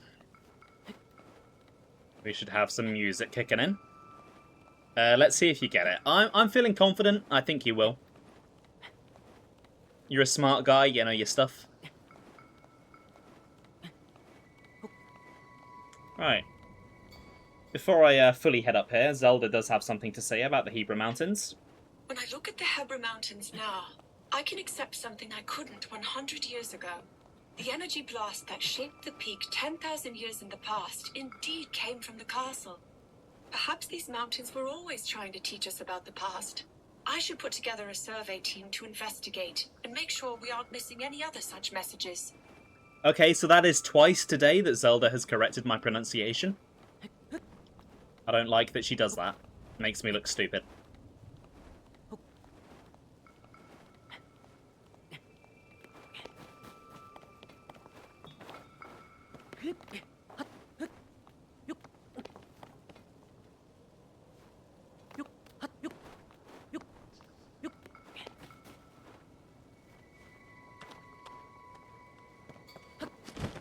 It's okay, she pronounces it Janan.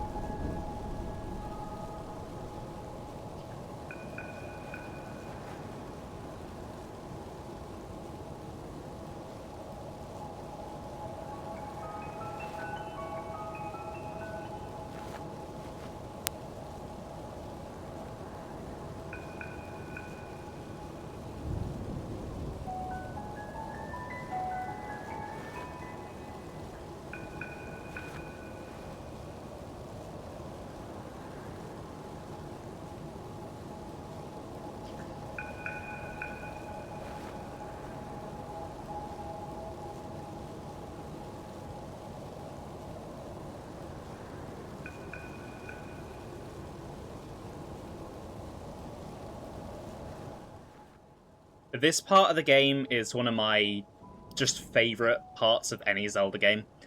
And the reason for that is that it just masterfully builds up its atmosphere as you climb higher. And the music is a big part of that. The music will build as you climb higher. And what's quite cool is that this first layer of the music isn't even the base layer, because it builds upon the existing cold theme from Breath of the Wild. It makes it somehow sound even colder with a slightly deeper instrument. And then it has that little piano just throwing in a few melodies that are starting. There's the main Stormwind Arc theme that we're going to be hearing a lot of as we climb higher. But there's also that do-do-do-do-do-do-do that's building to something. That is building to a melody we've heard before, but I'm not going to say what it is just yet. As we get further up, that will begin to get a bit more clear. This whole gameplay sequence is Chef's kiss. Yes, it is. I nearly said chef. Hey! Link! It was around here that I saw Princess Zelda. But now, I don't know where she could have gone. What is that? Well, Tulin, it is clearly a boat. But yeah, the wind itself kind of becomes an instrument here. It makes you feel like you are in a storm. Look at that. It's a boat. Huh?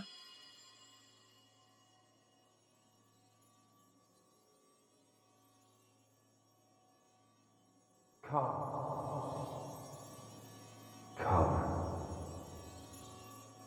to me.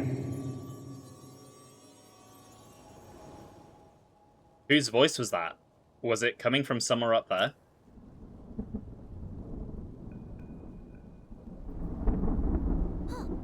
Whoa! Do you see that thing inside the cloud? Is that another boat? But it's huge.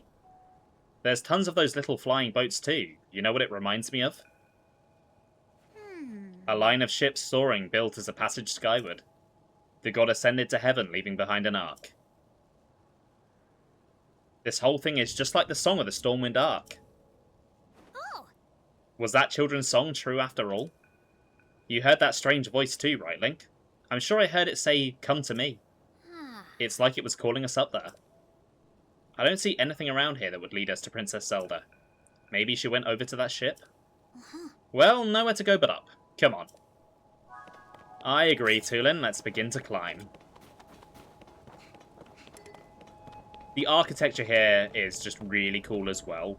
It feels familiar to the modern Rito style, but different.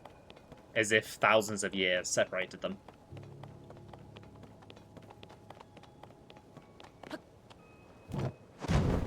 And these boats are amazing. They are so fun. It is such a weird idea, but a really fun idea. The creativity of the Zelda theme is just on full display in this game. And while we're talking about boats, good old Raru has something to say.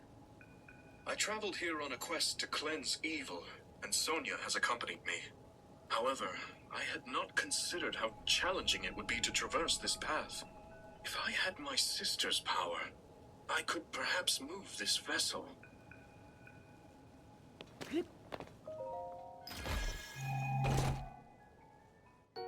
So I guess, does Raru not have Ultra Hand yet? Because obviously he must have it by the time he dies and gives it to Link. But did he not have it at that point?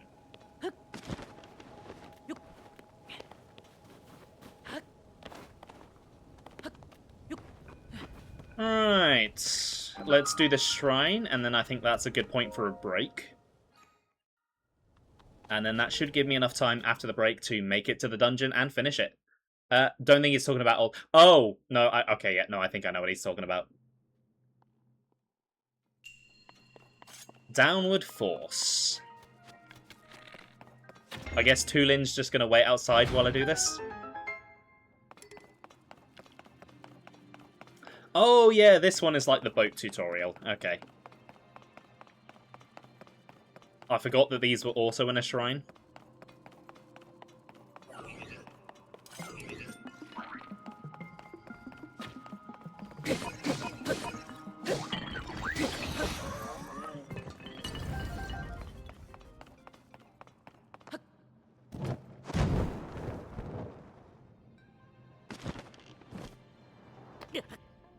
Ow.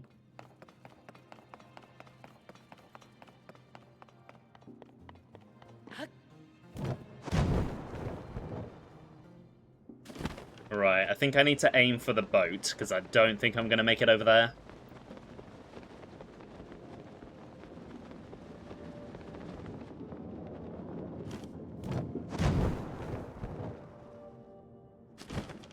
There we go.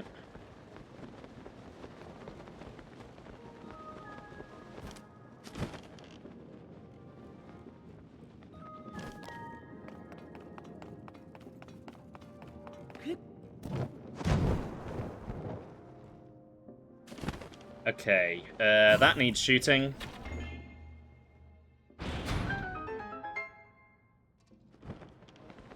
And then what is this one for? It's got to have a purpose, right? Okay, that's probably just for a better angle at the shot.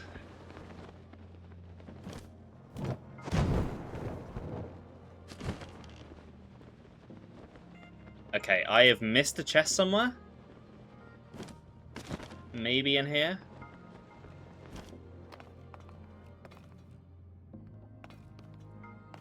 Hey, Joe. Welcome on in. How you doing today? You hate being busy. I enjoy it in moderation. But if it goes on for too long, I do like to be not busy so I can rest. Okay, so where is this chest then? Ah, haha, it's over there.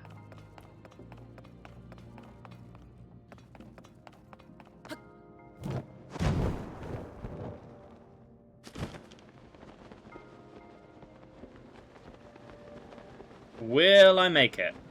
No. I can safely say that I won't. But if I... There we go. Come on, come on, come on, come on. Ah.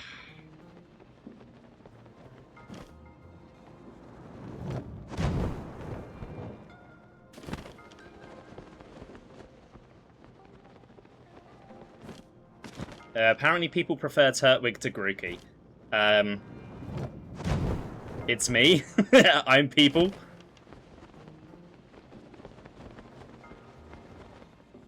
It's almost like Turtwig is from a better game, and so people remember it more fondly.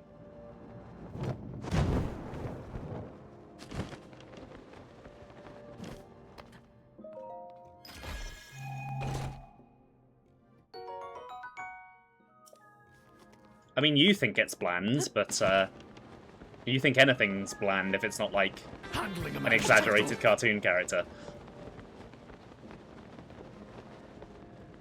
See? Lots of people like Turtwig, Joe.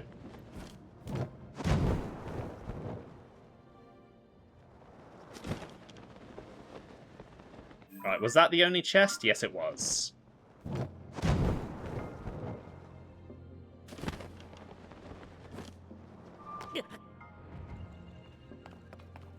At least people like him more than Chestnut. Best grass starter. That is certainly a take. I like Chespin. I'm not sure how I feel about its evolved forms. Sprigatito is cute. Please stop making Link dive headfirst into the concrete. No. Tortoise with island on back is better than monkey with stick. Yes. It reminds me of Discworld, and I love Discworld.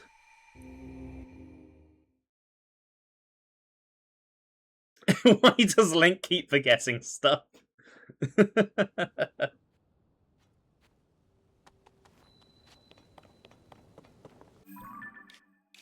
Rowlet is the best starter. You're not going to add any more to that? We can quote you on that, right? Hey, Saber. Welcome to the stream. How you doing today? Hope you're having a good day. Anyway, enough Pokemon. We're playing a better game. Right, what is down here?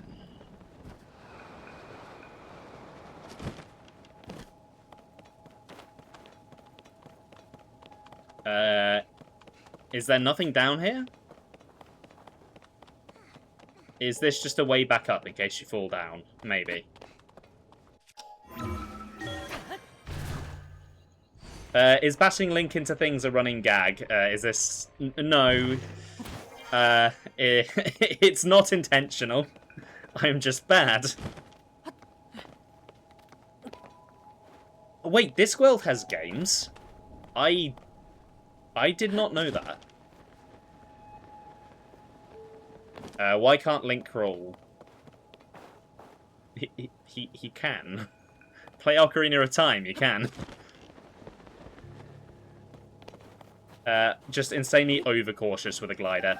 The thing is, I got really good at pulling my glider last minute.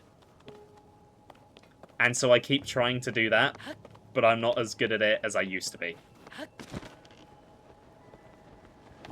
3 point and click adventure games. Oh, that's pretty cool. I didn't know that.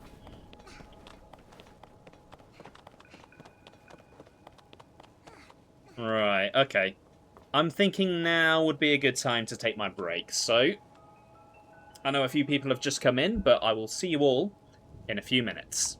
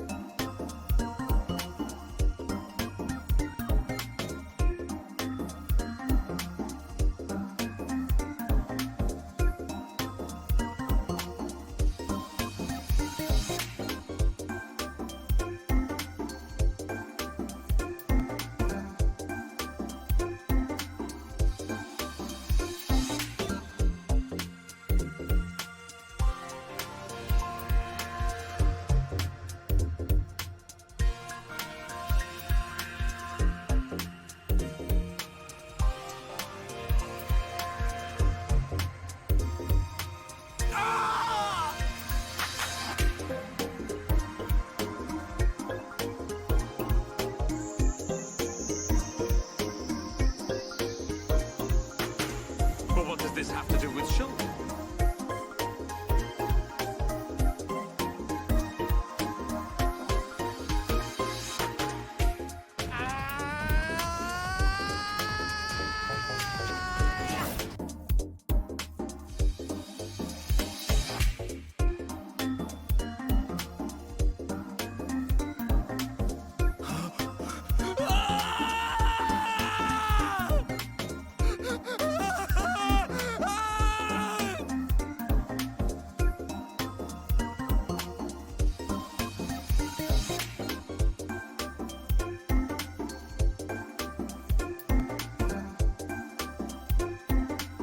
This is getting out of hand.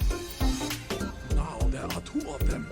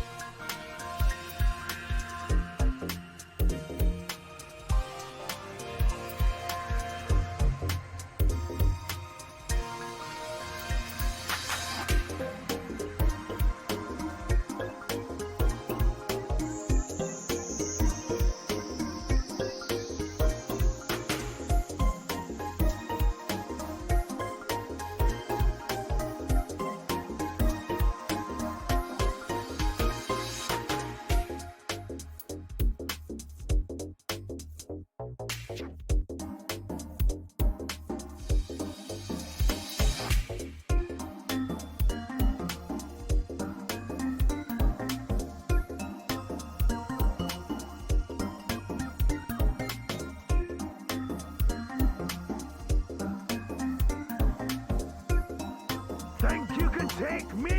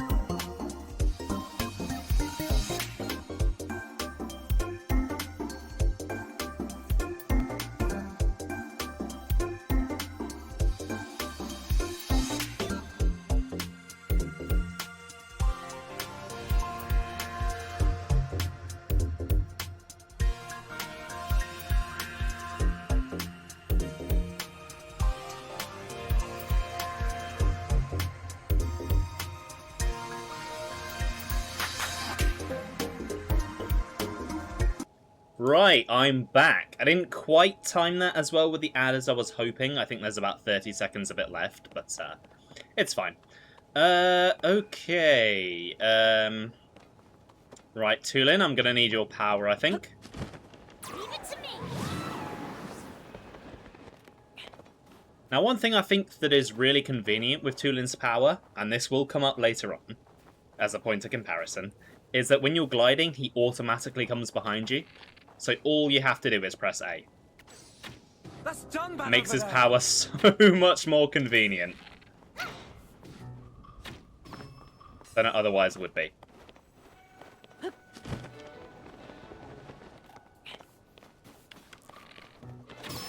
I do kind of wish the enemy music wouldn't play here, just because it does take away from the atmosphere just a little bit.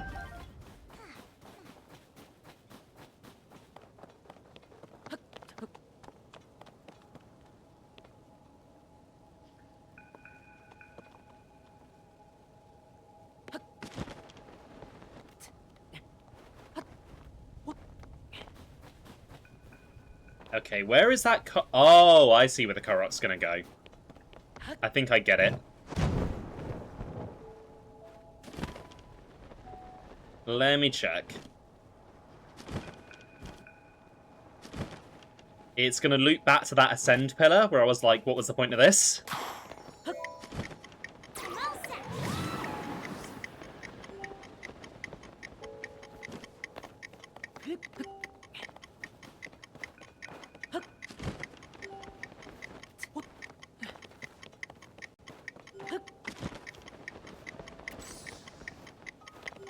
And there we go, nice. Yeah.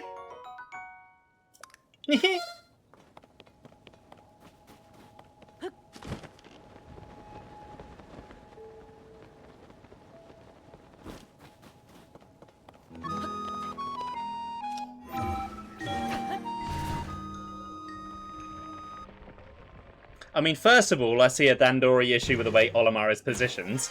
There's a slight gap there that I hadn't noticed before. I'll need to fix that. What Dandori issue? You see, Joe, the point of that redeem is that there are use cases for it.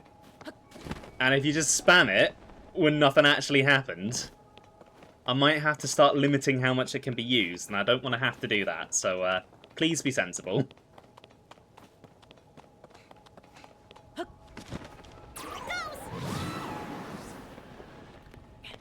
A second before I won. But, like, why would it be a Dandori issue if I won? It no make no sense. It's funny when you play it when I fuck up.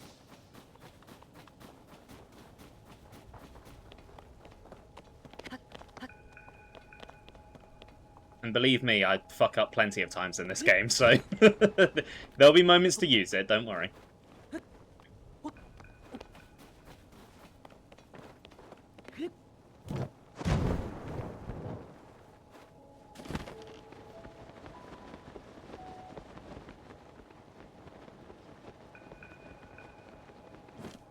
Okay, what I really like about this area is that you actually have to think about how you're traversing.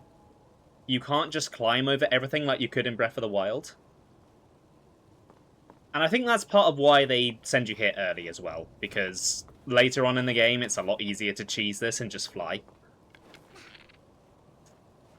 This game makes you feel guilty because you've not finished it. Were you enjoying it enough to finish it? Because if not, then why force yourself? Just because you own a game, just because you've started playing it, doesn't mean you have to finish it if you don't enjoy it.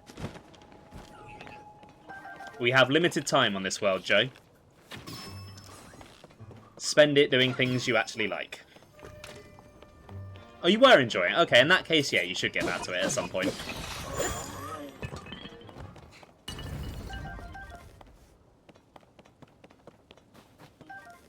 But I know the feeling, there's a lot of games to play, and I'm definitely struggling with that right now at the moment. There's lots I want to play, and not enough time to do it.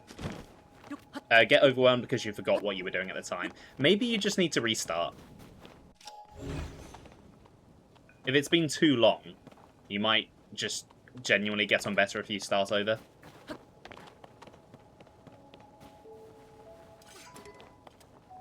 Raiders, I have not played as much as I would have liked to. I might actually play some tomorrow.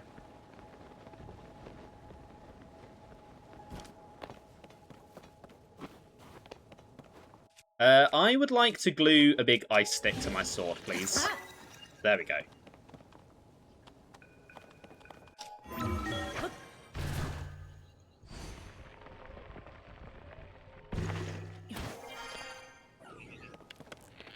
You know what? I have not shown off what happens when you stick a rocket to an arrow, and I said I was going to.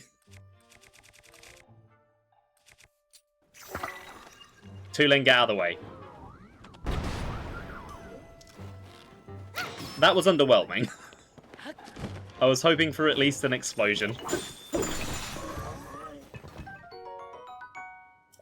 Yeah, if it's been long enough, like, probably better to restart and just, like, get on with it rather than being lost. And, like, if you just focus on, like, the dungeons and stuff, it's not even really that long of a game.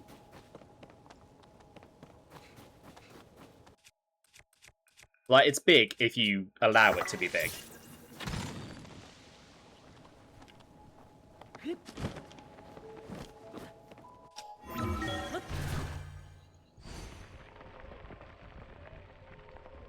Like, my Breath of the Wild replay earlier this year, which was basically just focused on the main story, didn't really take that long. Why have you started Sunshine again? That I don't know. That only you can answer.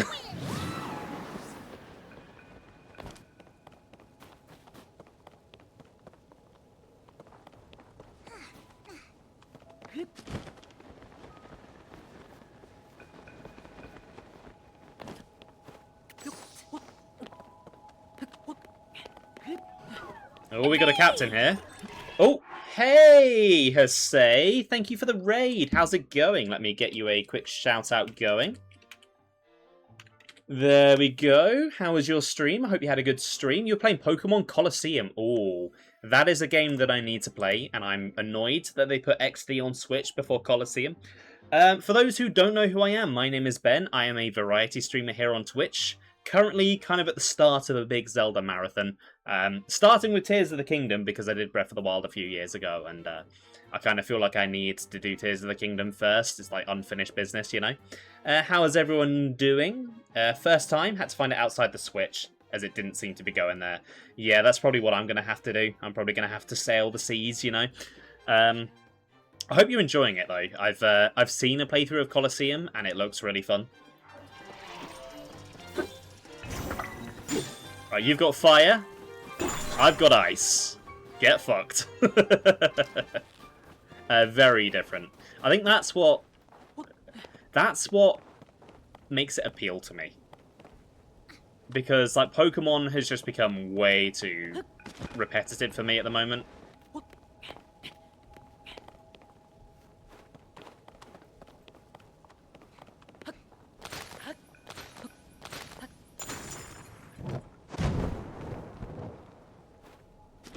Right, I could ignore him. I've already shown one today, but I would like to fight him. I want to try something. Can I open the chest while it's still glued to him?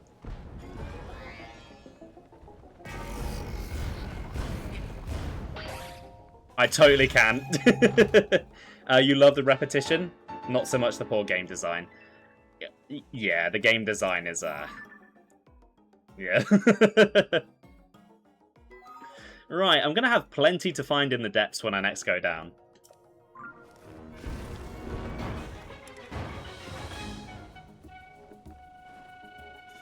Okay, he doesn't seem to know what to make of me being up here. Oh.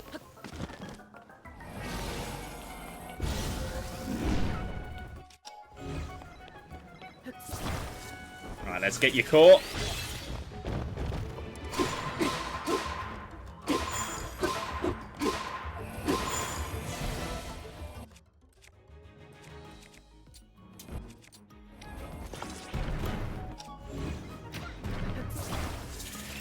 Oh, cutting that one a bit close. I love how the answer to most "can I do this" questions in this game are usually yes. That's what I love about it.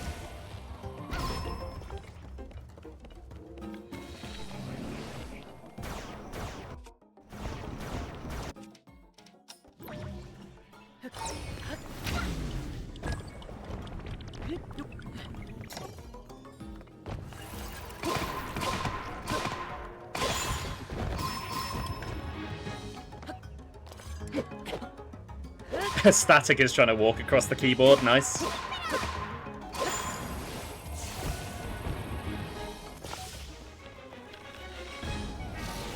Oh, hello. Does that do anything? No. It does not appear to.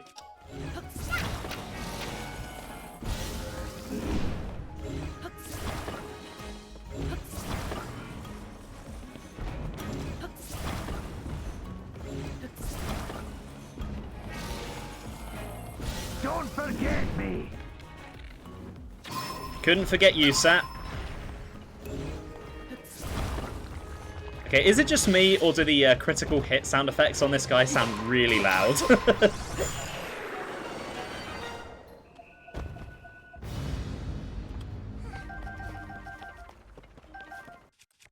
Yes, I have a spare weapon. Nice.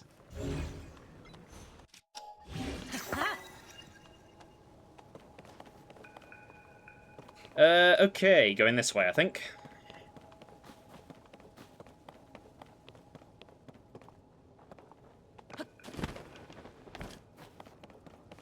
Yeah, sounds like Static is just doing regular cat things.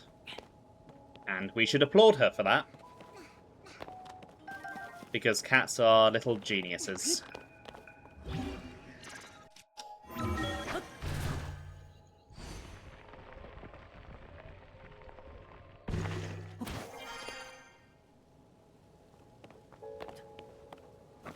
Right, if I jump on this, poor Link is going to hurt his head. Yep. Oh, ah! Phenomenal.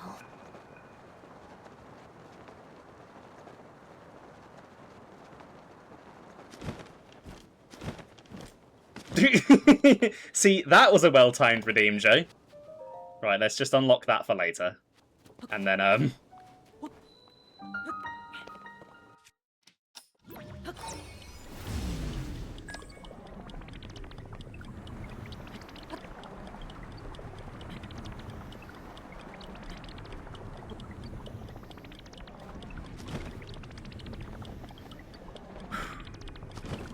saved it.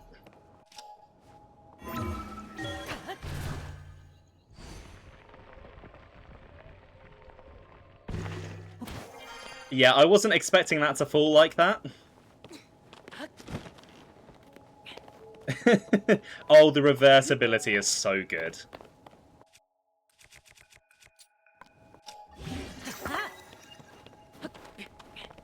Right, let's get in there. There's probably something good.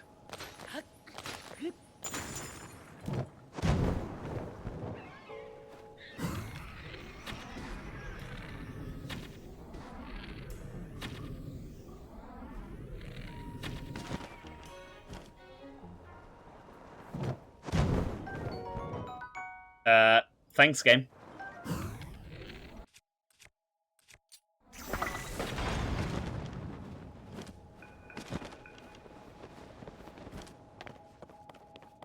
Yeah, the reversibility is just one of my favourite Zelda abilities in general.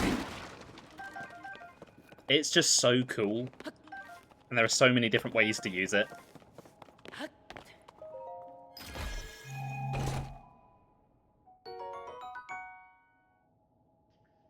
Because I do miss classic Zelda items. But that doesn't mean that I don't like the Breath of the Wild and Tears of the Kingdom style abilities. I think they're all really well made and used in really interesting ways. Oh, the hook shot. I need the hook shot bat. It would have fit in so well with this kind of game.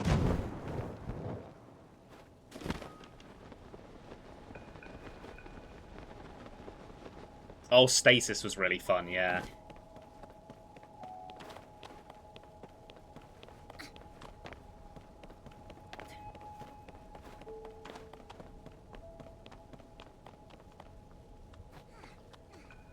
Yeah, hookshot would have been perfect in a game where you can climb everything.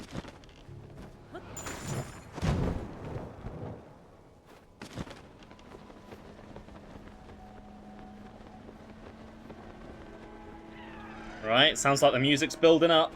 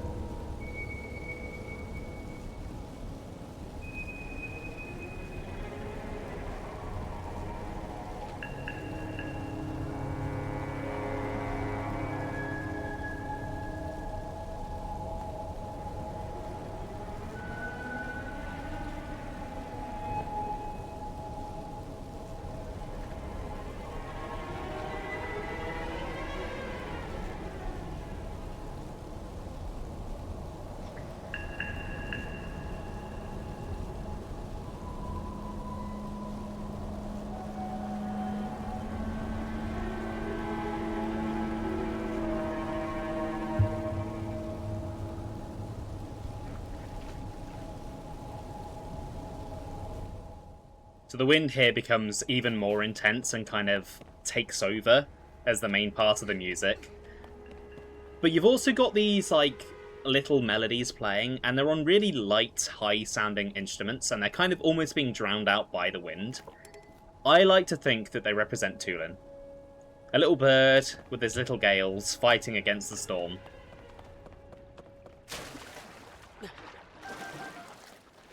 God, this whole sequence just looks and sounds amazing.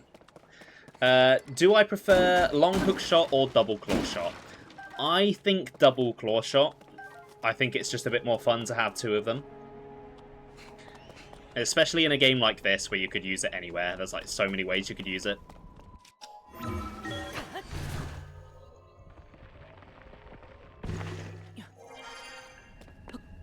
This area and dungeon are some of your favourites in the entire series. I 100% agree. I think when it comes to... I mean, I'll get into my thoughts later. When it comes to, like, the design of the dungeon itself, how it is as, like, a gameplay space, there is one in this game I prefer more. But I think just atmospherically, this place is, like, the best in the game.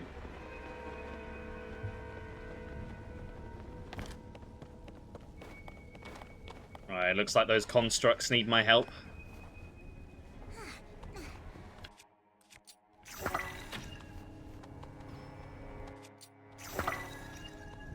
And I think they took down the others, okay.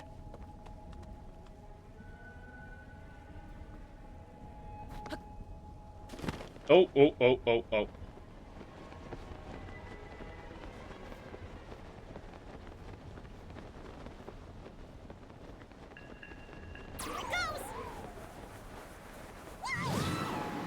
Oops. Well, I'm not going to be making good time like this, am I?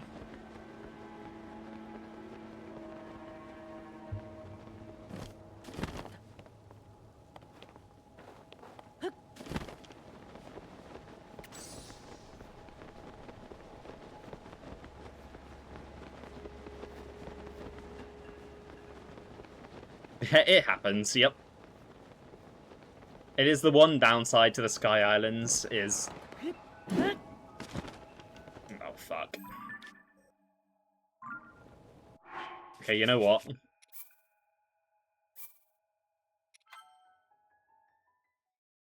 I'm just fucking up in all kinds of ways today.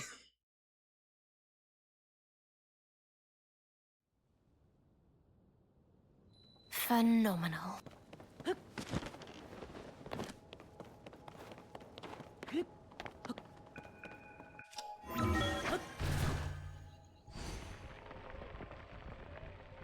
Yeah, it is the one downside of the Sky Islands. If you do fuck it up, it is quite difficult to get back up.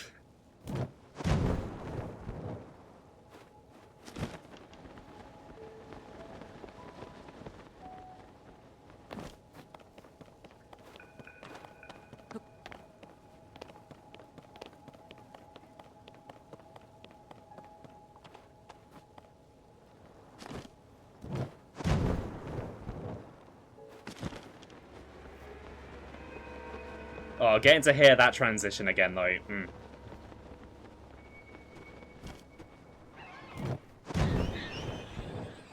I think if there's one thing I really love about these two games, is that they've lent on the dynamic music. Because Breath of the Wild did it with the Divine Beast themes, and obviously it's doing it here now.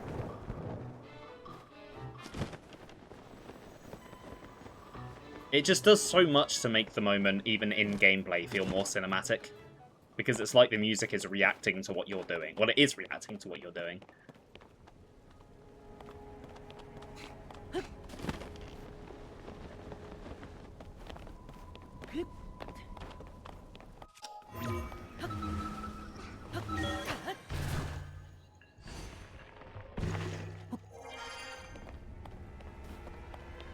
Right.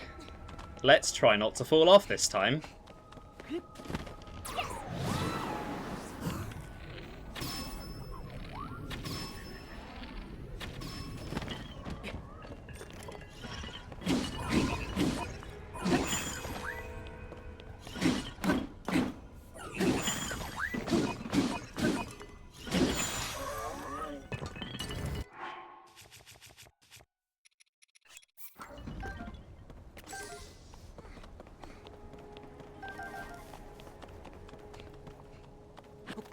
Is there anything up here?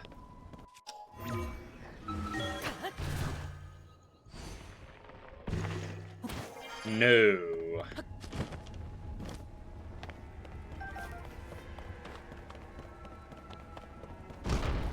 Oh, not again. Oh, shit, shit, shit, shit, shit, shit, shit, shit, shit, shit, shit, shit, shit, shit.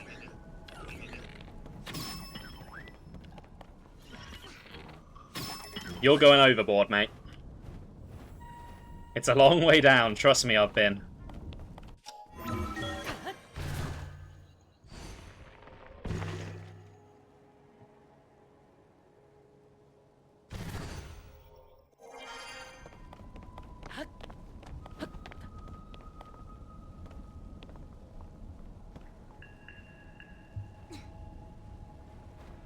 Okay, so that way would probably allow me to skip those guys, but I kind of want to fight them.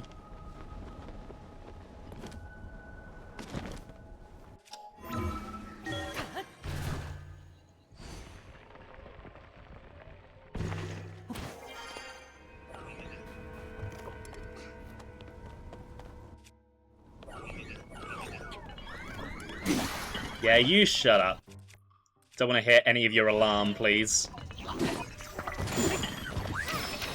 Thank you, Tulin.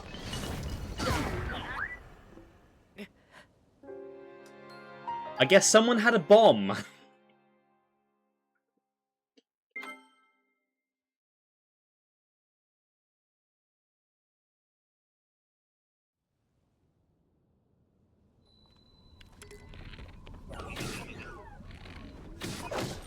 Ow.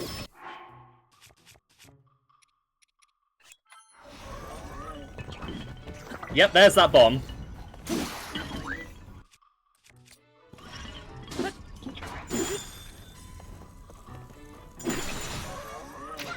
Oh shit, you've got one as well. Okay, you can stay back. Yeah, you can stay over there.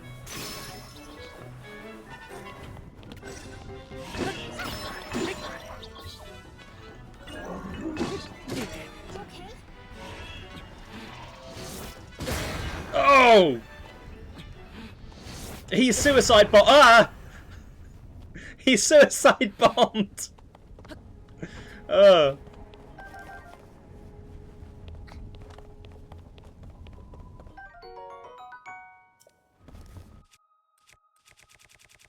I am going to borrow one of those bombs, though.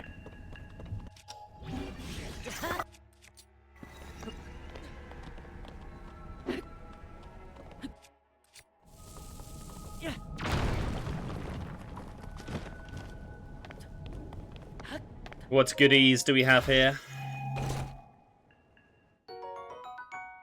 Zone charge, nice.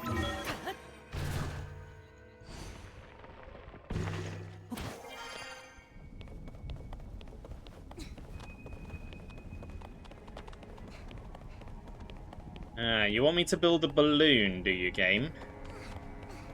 Okay, I can comply.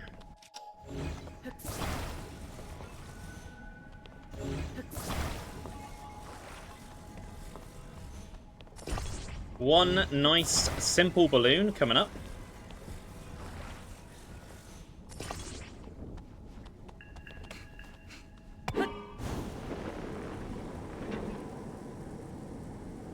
Oh, there's a shooting star over there. It's not really the time for me to go and get that game. I do see, though, a geoglyph. One that I probably won't be getting for quite a while.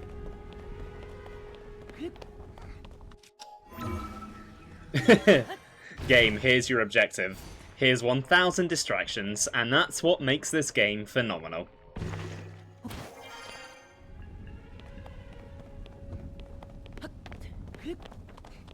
Okay, I think we're nearly at the end.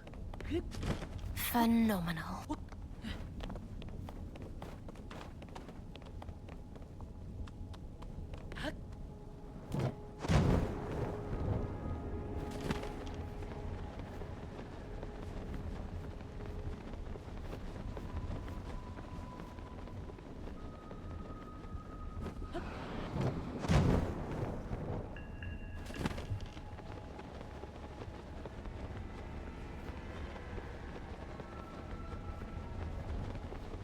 Yeah, thought there'd be something over there.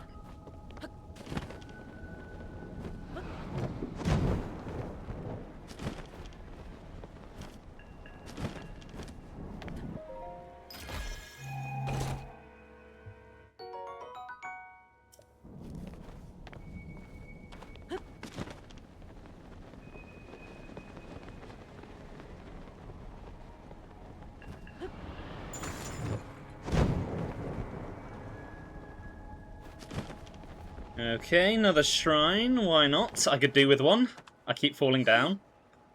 This is my first time flying this high. The air's pretty cold up here, huh? I'll be fine, but what about you, Link? Make sure you don't freeze, okay? Don't you worry about me, Tulin. I'm doing okay. I played the first game. I know what I'm doing.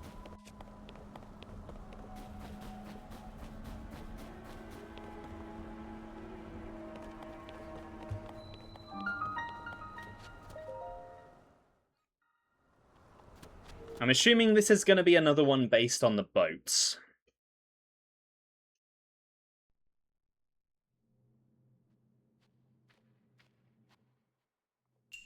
Or not. Okay, I'll take this.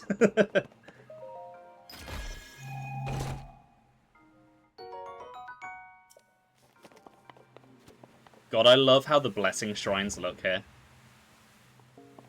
Like, look at that. Beautiful. Beautiful. What a stunning game this is.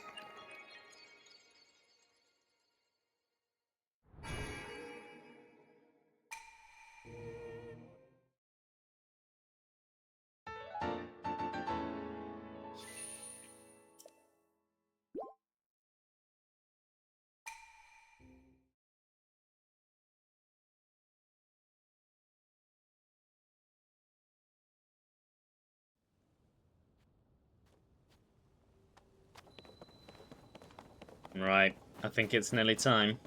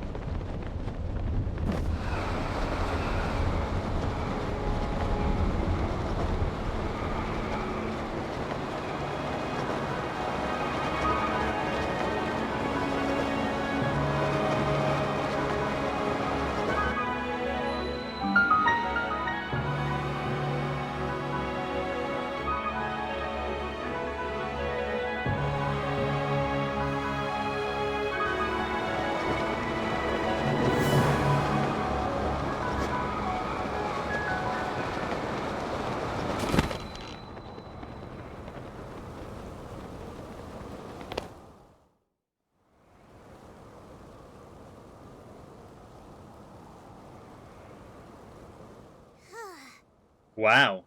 So this is what was waiting for us in that huge cloud. This is the Stormwind art from the kids' song.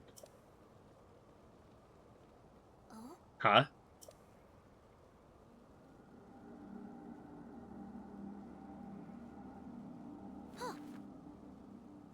Huh? Ugh! What the? This proves it, Link. The blizzard that's been pounding Rito Village is coming from there. Oh yeah, didn't I see someone here a minute ago? Weird, I could swear they were just here.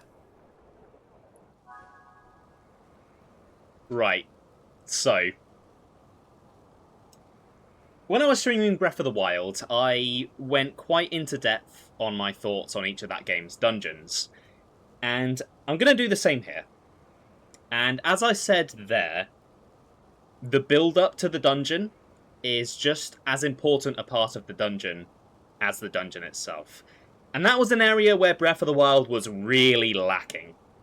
2 of the dungeons basically didn't even have build-up, and of the 2 that did, one of them had a really annoying stealth segment right in the middle of it.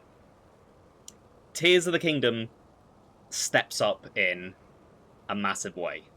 First of all, getting to Rito Village isn't just mindless now. You actually have to think a little bit about how to get in. You can't just walk in. It's not a hard puzzle, but it's something. The atmosphere there is incredible now. I love what they did with the music there. And then, as I said, they actually make you come up into the Hebra Mountains. They weren't really story important in Breath of the Wild, but you've got some things to do there now. You go through that cave, which is pretty lengthy, to find Tulin. Do a little bit of stuff, getting his bow, nice little character growth for him there.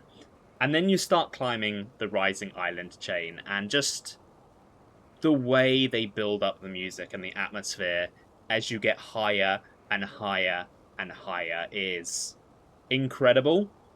And the way you get to all those ships at the end, and the music becomes really intense, and then you take that final jump, and just silence. It cuts out. That moment is fucking incredible. And that was the moment where I was like, okay, I think they were cooking with this game. I think this game is something special. And then you dive back down into the storm, and all the music starts building up again. Oh, it's awesome. Yeah. Considering that Var Meadow in Breath of the Wild basically had no build-up, just the difference is night and day. Speaking of Var Meadow, I teased that there was a melody kind of building up throughout all of that build-up.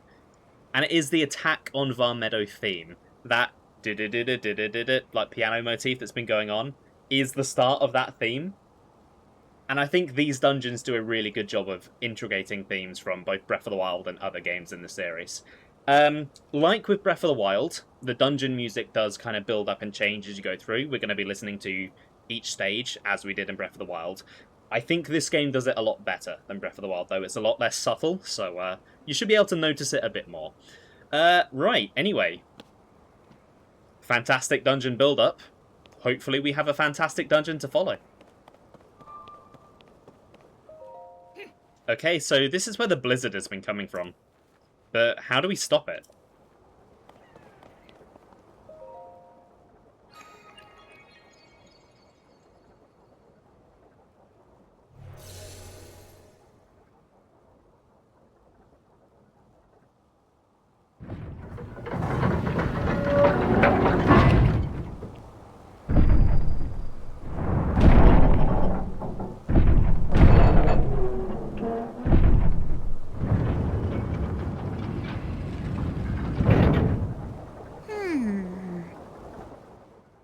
Looks like it's shut tight, but the source of the blizzard has got to be right under the hatch.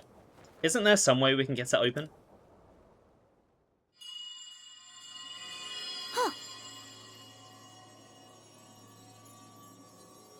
Brave fledgling. There are still 5 locks securing the hatch on the deck. Use your power to release all 5 locks, and the hatch should open.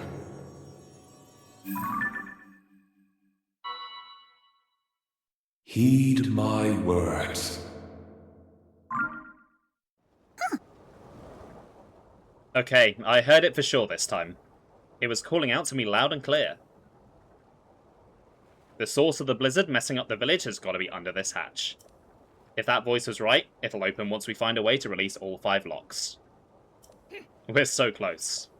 Come on, Link, let's go figure out how to open up those locks.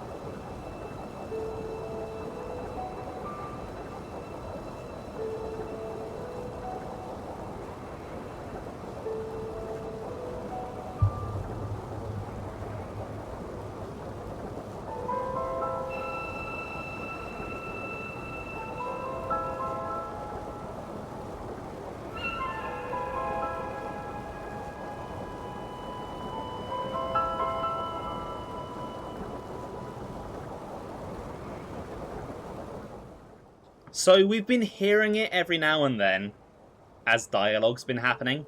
The game has been slowly building up the Stormwind Arc theme. And now that we're here, we get to hear it on that lovely little instrument. I assume it's a flute, but it could be a different kind of woodwind instrument. Either way, it sounds beautiful. I love the Stormwind Arc melody. Rauru also has some stuff to say. Ah, I think I remember. When Azonai tumbled, Rito wings gave chase. In thanks for their salvation, the Stormwind Arc was made. A gift given from the Zonai, and the Rito filled with joy. It is an old legend of my people. Could this be that vessel? Okay, it's quite fun to see the Zonai have their own version of the myth. And I guess, yeah, that does confirm that it was a Zonai, like I was saying earlier. Right, so, unfortunately, the dungeons are still terminal dungeons. But I'll get more into that later. For now, let's just play the damn thing.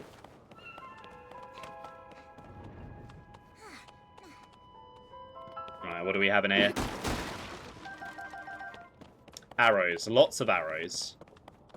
Was supposed to be offended at my comment. Ah, the peace and quiet. Oh. Well, because I was shutting up.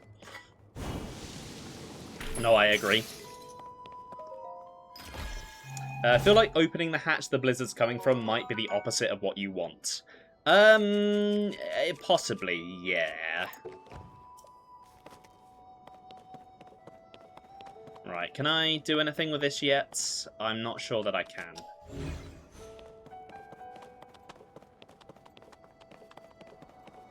So while it is a terminal dungeon, I do think for the most part, these dungeons do somewhat avoid falling into the trap that all of the Breath of the Wild ones do. Where the Breath of the Wild ones don't really feel like puzzle boxes, they're just big open spaces and you can go and do the terminals in any order. Here there is a little bit more structure. And also, would you look at that? Actual enemies in the dungeons.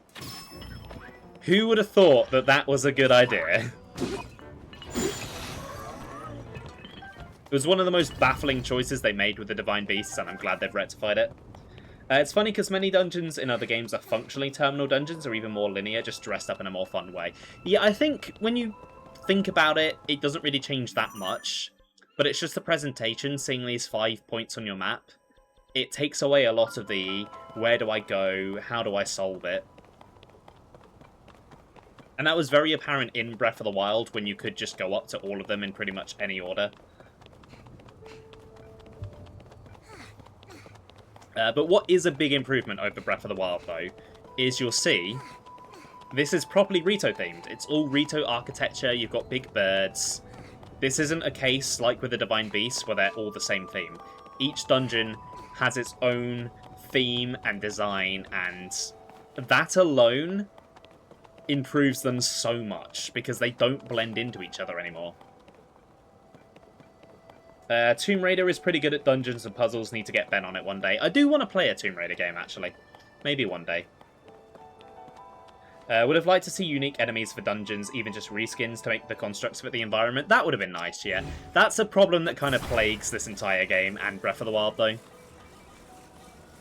It's something that I'll talk a bit more about when we get to Gerudo. The Divine Beasts were also themed. All Zora are elephants, all Gerudo are camels, etc. Yeah. The thing is, I like the Sheikah theming from Breath of the Wild. I just didn't need, like, 5 dungeons of it once you count the DLC. Right, come on then, Tulin. So the terminals here are slightly different. You actually need to use the Sage's ability. Hey, look at that. Is this for one of the locks? It's kind of shaped like a windmill. Well, hold on. That counted as using and cancelling his power. I've got to wait. That's really stupid. It's nice when they're not dead in it. Yup.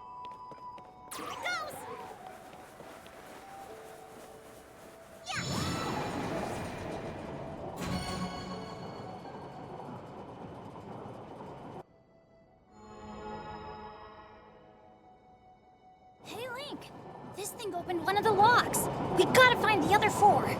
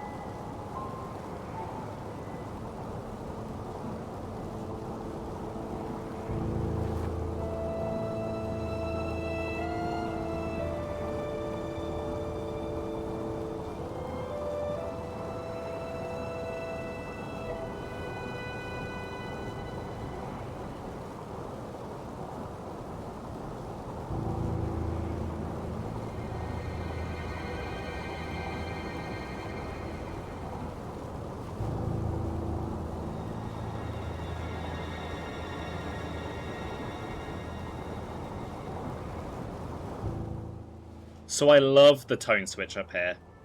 You've got that dramatic intro as you shift into stage 2 of the theme.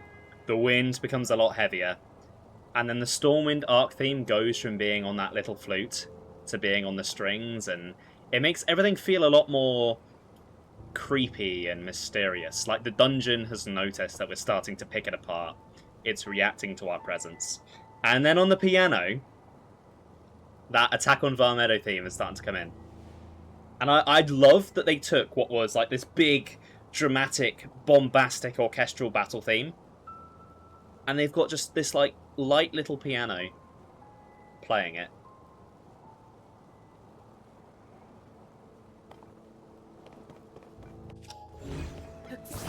It kind of feels like it's meant to deliberately contrast Breath of the Wild in a way. In Breath of the Wild, you take on Varmedo with Tulin's dad, and it's a big dramatic fight. Whereas here, we've kind of just plopped down, it's quiet. We're with Tulin rather than his dad, who's obviously, you know, smaller, more nimble.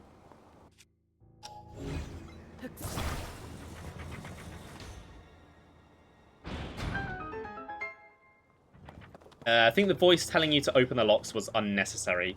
Maybe have it play if the player takes too long. Yeah, I mean, having recently watched our dear friend Rinley, I should probably shout her out if I'm about to slag her off. But having watched her recently do a Divine Beast, I now maybe see that the voices are somewhat important. If you haven't checked her out, please do go check out my friend Space Mermy or Rin. She's currently playing through Breath of the Wild for the first time, and it's an interesting watching experience, I'll say that.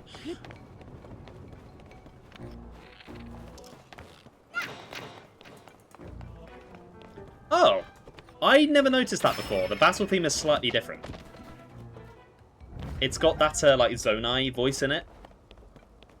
Poor Mermy. I love her, but her Breath of the Wild gameplay causes me some distress. Oh my god. Okay. Thank you for the bailout there, Tulin.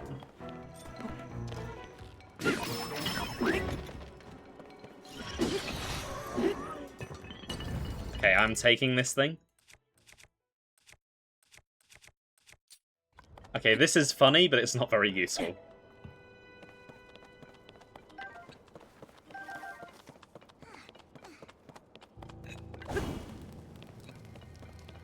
She's not bad at the game, she just keeps getting distracted. Yeah. Like, once she locks in, she gets stuff done, but she is very easily distracted.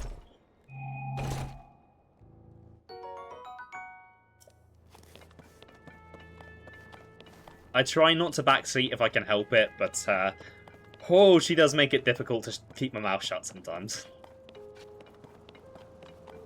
Right, trying to remember where I go next.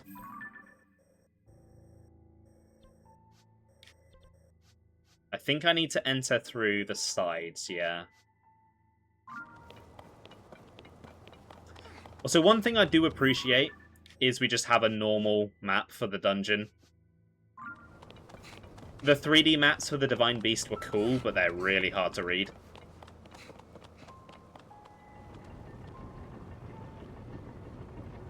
Right, yeah, let's, oh, never mind. Leave it to me. Need to go to the other side.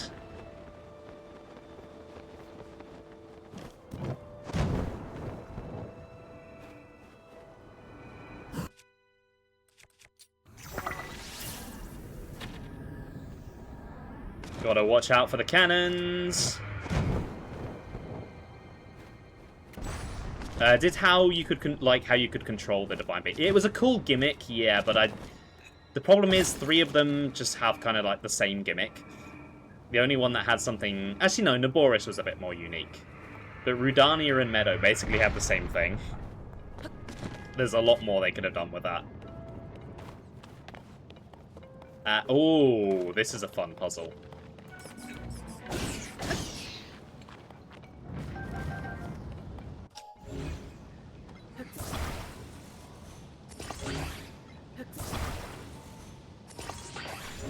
If they would stop breaking apart. It's not quite what I had in mind. Okay, maybe I can do it with just the one. But, yes. Okay, can't reach it, but...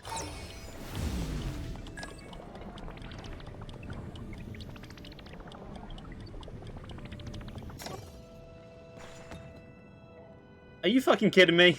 Okay, maybe I need a bigger one.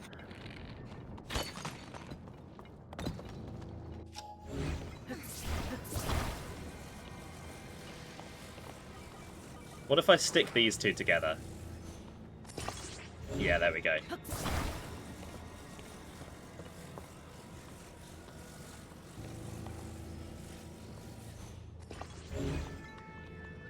Okay, I can actually reach that now.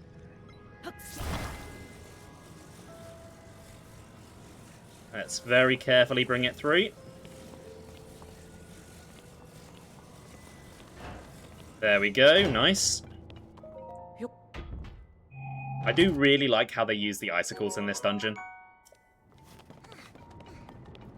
The thing is with Ultra Hand is it's a very, very powerful ability. And if you don't give the player unique things to do with it in each dungeon, all of the puzzles will kind of homogenize. I think the Wind Temple does a good job of avoiding that. But the way it uses the icicles is very fun.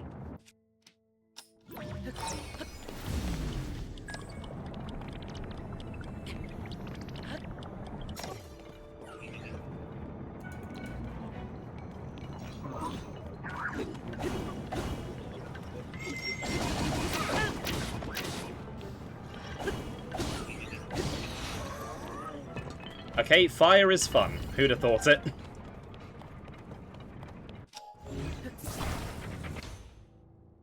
Right, let's get that open. There's one temple you can think of that doesn't do a good job of negating your building prowess. Oh, yes. Oh, yes, we'll get to that one.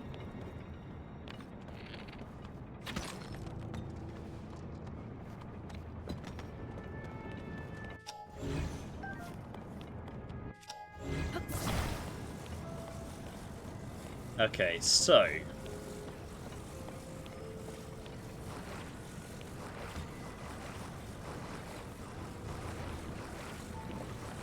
let's get this positioned properly. There we go. That should open the door. Nice.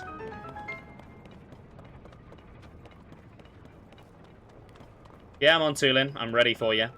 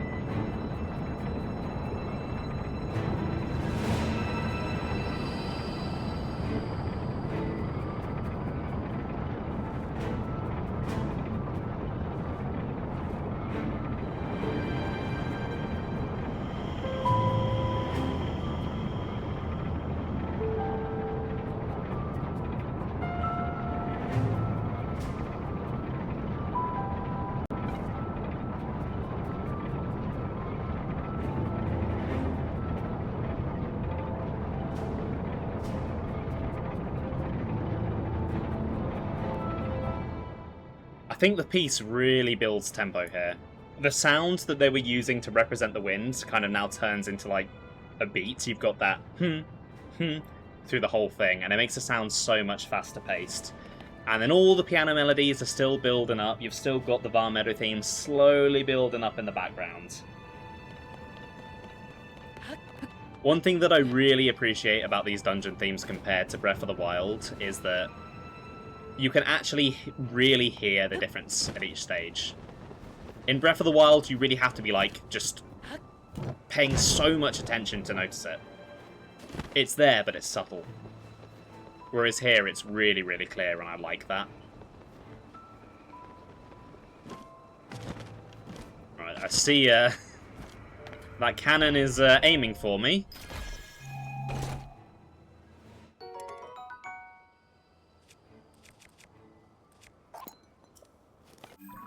Right, so I'm going to try and get to that terminal down there now. Although I'm not sure I can from here. I think I need to get to the other side. What if I take this ship and crash it into Hyrule Castle? I think we would die. And we would ruin this lovely ship.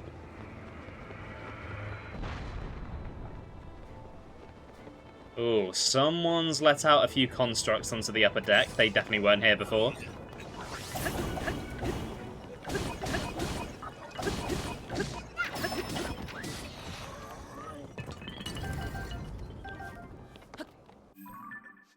Okay, so let's go for... yeah, over here first.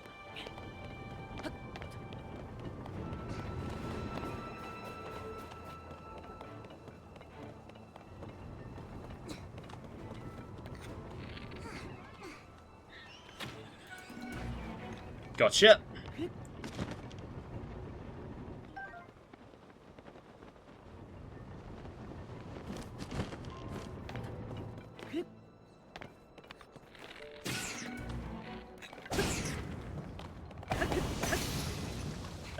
Okay, that did not quite fully bring that down.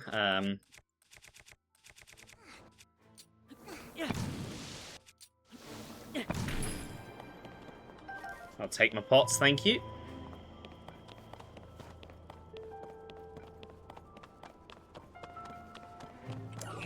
Ah, I forgot that these were introduced here. Hold on, let me just deal with this fellow. Time for this, I think.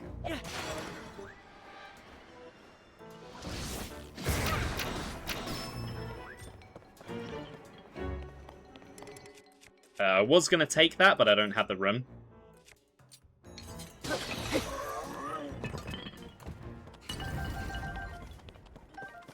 So yeah, we've got good old security lasers. If you cross them, you die. Or you get stuck on the wall. Shit.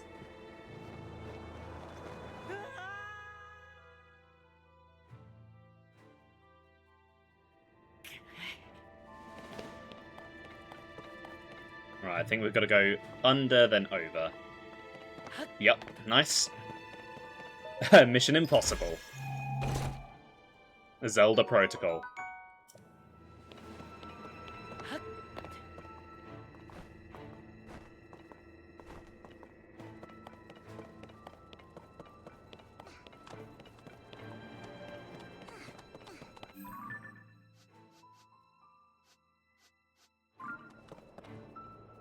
Okay. Don't fully remember how to get in there. You've never seen any of those films. I've seen one. It was okay.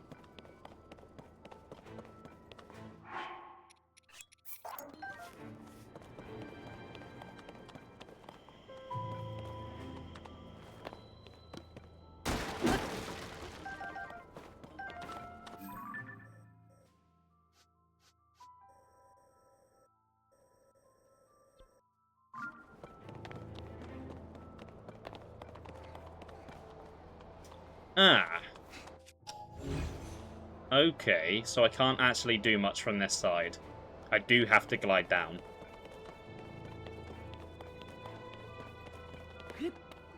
And then this is presumably how I get out.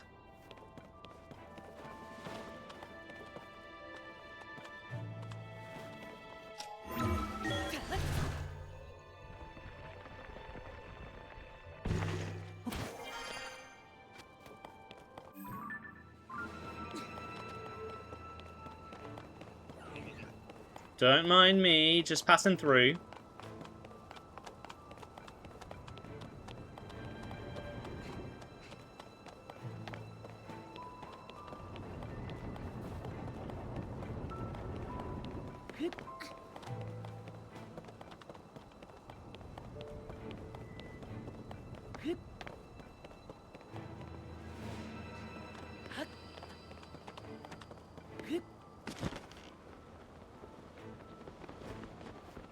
Oh, and I can't get in that way either. Okay.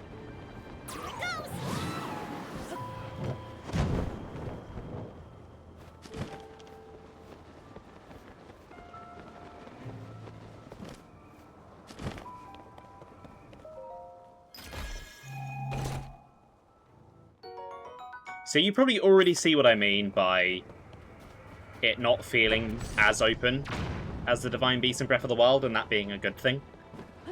Like, I'm actually having to think here about how to navigate the dungeon, which I only really had to do in Varnaboris in Breath of the Wild.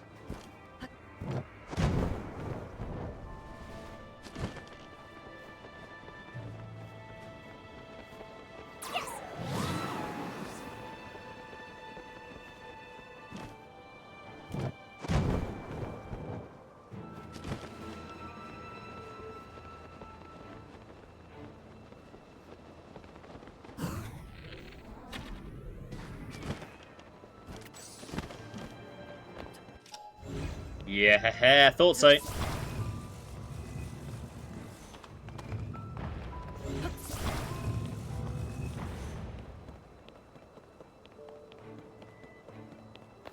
There's gotta be a chest over there, right? I'll get it when I'm next on the deck. Okay, this was a really cool sequence.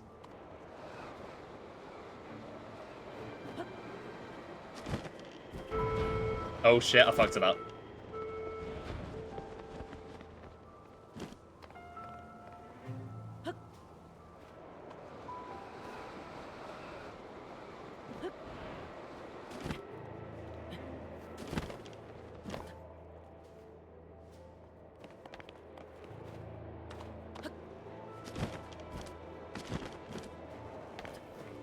Okay, want this first.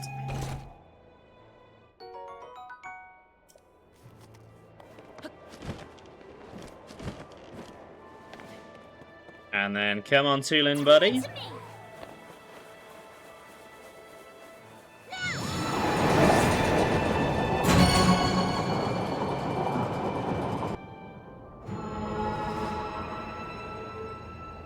Three down, two to go. We're almost done, Link.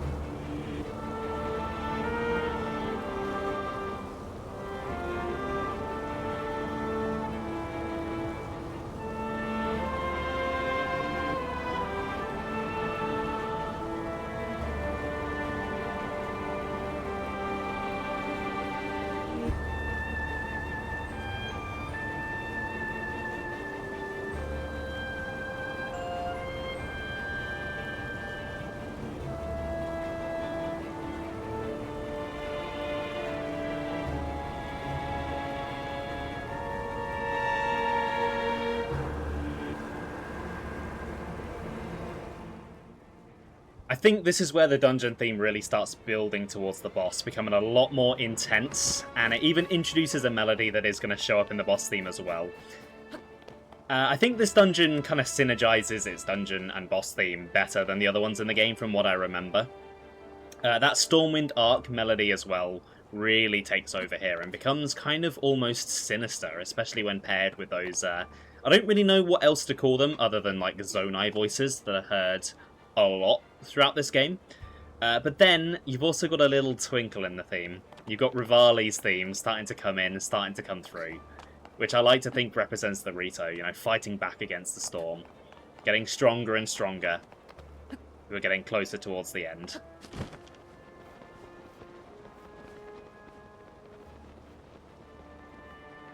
And I love Rivali's theme. I think it's probably my favourite champion theme, so it is nice to see it referenced here.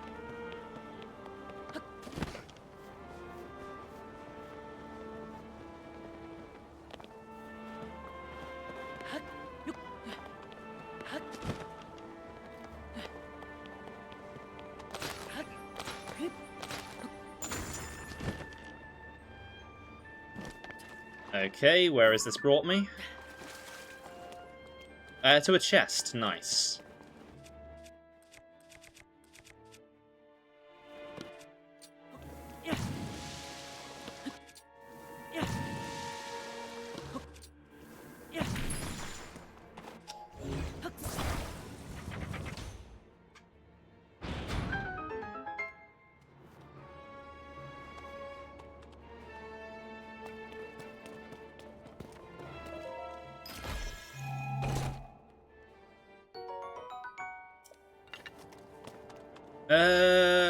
Okay, can I just ascend out of here? Yes, I can. Lovely.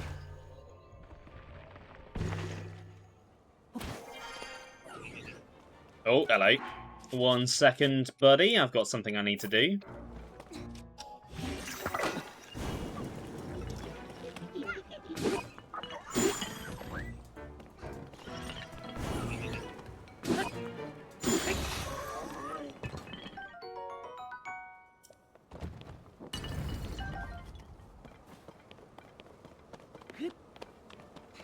Okay.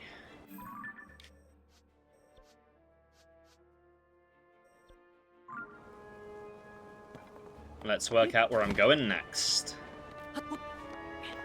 I did see an icicle that needs melting. Yeah, there it is. Apparently the icicle is me. Thank you, Tulin.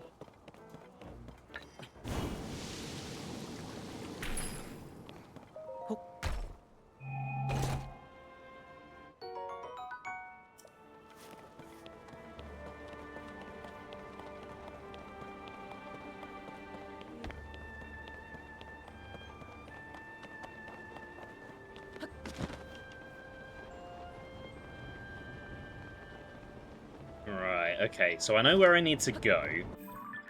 I just need to work out which side will be the better side to approach it from. I'm thinking here, since I'm already here.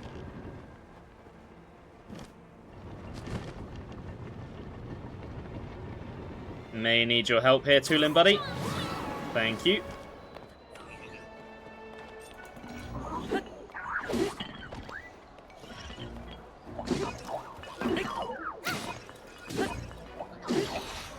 See ya.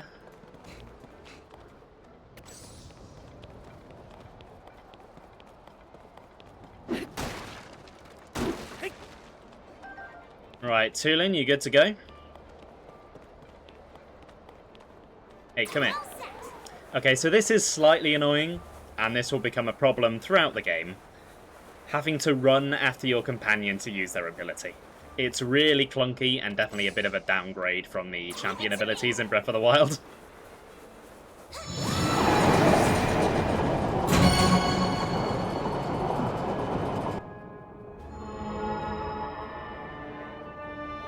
We only have one left.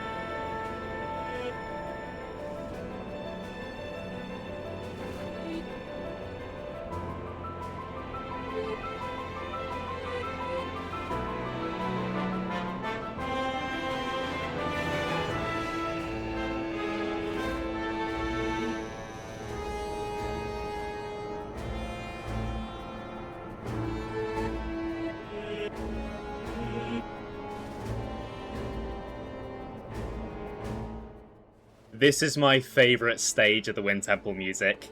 It is the culmination of everything that has been building since we first arrived in the Rising Island chain. The Attack on Varmeadow theme is in full swing. It's not quite as bombastic as it was in Breath of the Wild, but it's a different take on it. It doesn't need to be. It's pretty damn bombastic. The Stormwind Arc theme has become less sinister, a bit more victorious. Like the Arc itself knows that it's about to be free from Ganondorf's influence very soon. You've even got a little bit of inside Varmeadow there as well. Not too much, just a little snippet, but just enough that's recognisable. And then coming in triumphantly, Rivali's theme, representing, I guess, Tulin, his successor, and the Rito, fighting back against the storm and winning. There's even a bit of accordion in there, representing our dear old friend Cass.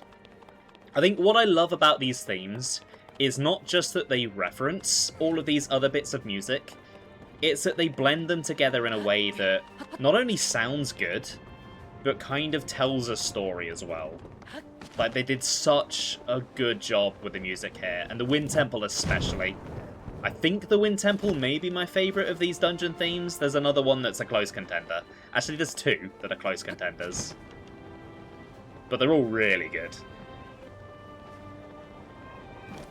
And I like that they don't throw away the themes from the Divine Beasts as well, because while they don't build up quite as well, in my opinion, they're still really good themes.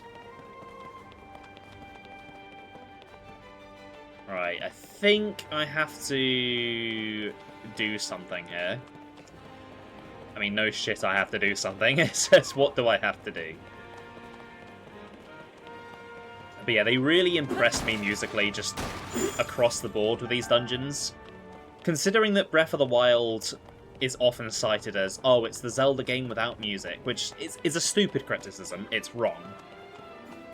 But I like to think that they heard that and went, alright, bet. We're going to show you what we can do.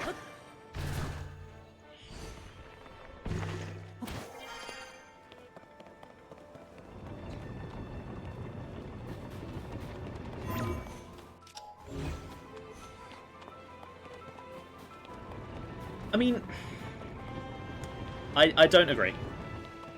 For a lot of the game, obviously it's very quiet and atmospheric. But when the music comes in, when you get to those moments where the music is coming in and it's in full force, it is good. It's damn good.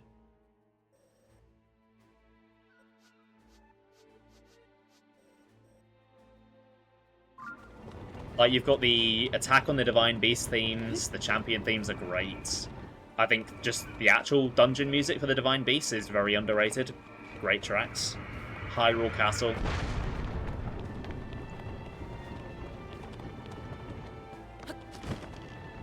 It's just different than the rest of the series. But different doesn't mean bad.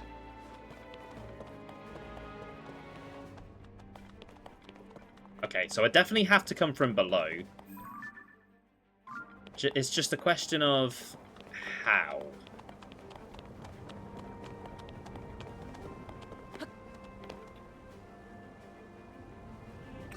So probably this doorway here, maybe? I feel like I went that way and didn't achieve very much, though. Yeah, it's locked. Hold on.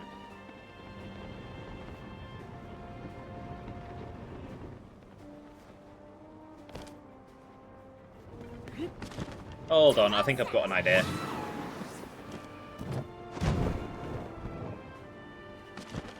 Can I destroy these cannons? I really hope so. Yes, I can. Lovely. Yeah, there was that little bit of inside Varmeadow. I wish they sampled more of that, because I really do love that theme. I think it is my favourite Divine Beast theme.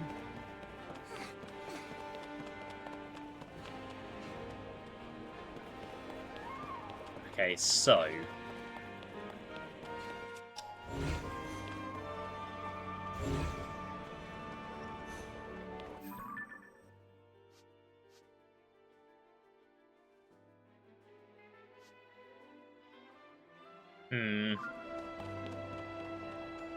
Ah!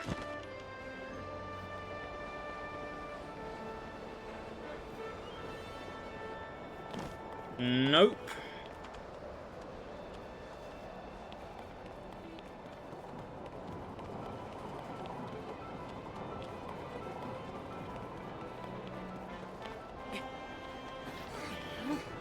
Okay, back to the drawing board on that one. People notice the lack of an iconic overworld theme.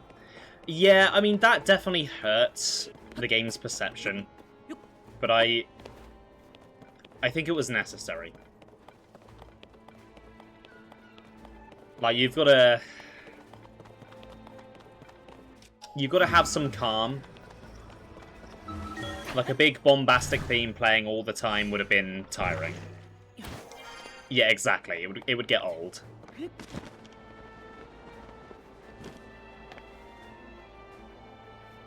And I think a lot of the atmospheric themes are nice. Like, I like the horse riding theme. The cold one, I wouldn't say I listen to it, but I think it really sells the feeling of being cold. I love the Sky Island and the Depths ones in this game.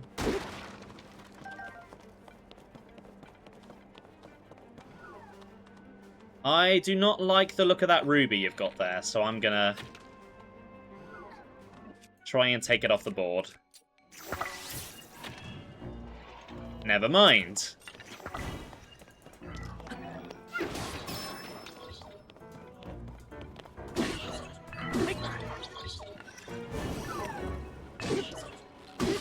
Down you go.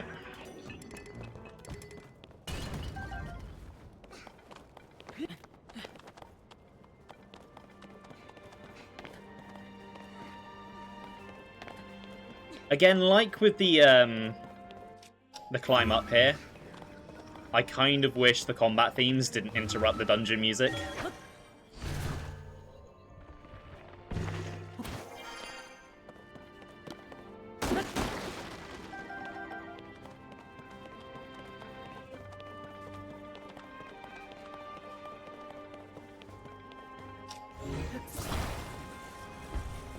You know what? I reckon that would look really nice on a shield. Yeah, look at that.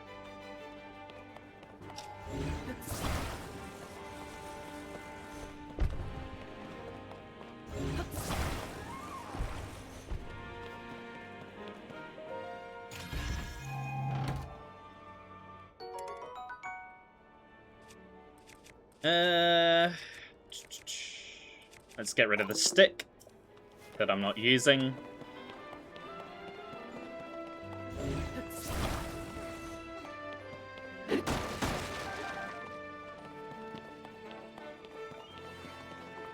Ah, I see why that spawned back in now.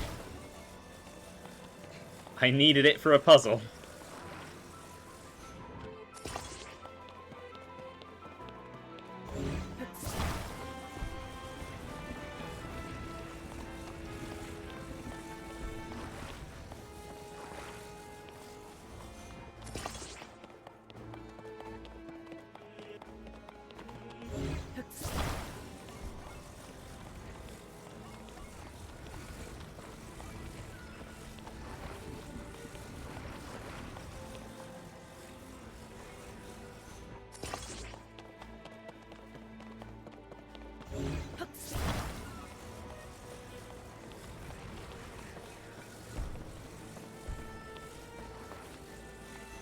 Okay, Tulin, are you ready? Leave it to me.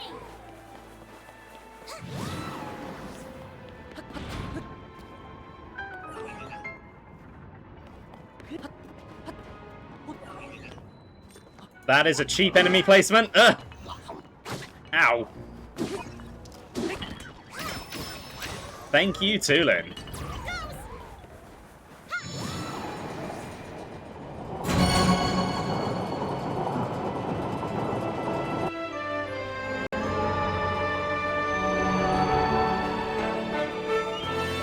That's it, Link! We've unlocked them all! We should be able to open up the hatch on the main deck now. Come on, let's go!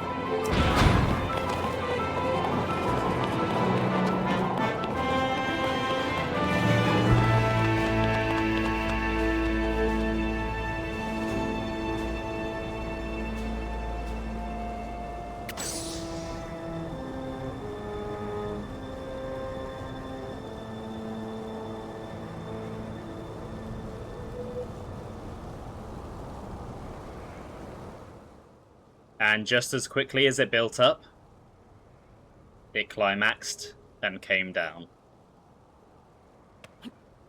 We're now in the calm before the storm. So, the boss themes in this game are great. I will probably be muting for all of them. For most of them though, there'll probably be a bit of muting and then just kind of unmuting and getting on with the fight. For this one though, oh, you're just going to be listening to the music for the whole thing. Because the way this boss presents itself, I don't think you need me to say anything.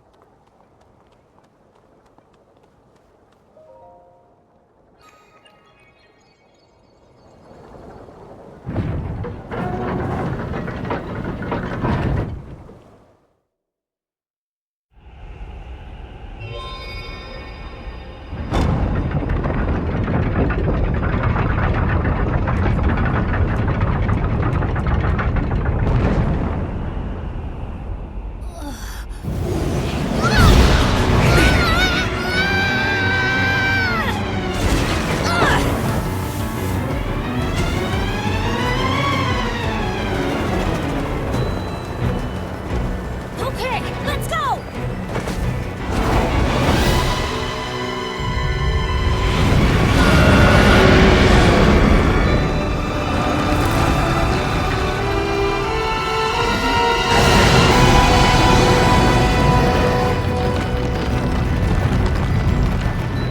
That thing must be what's causing the blizzard! We've got to take it down!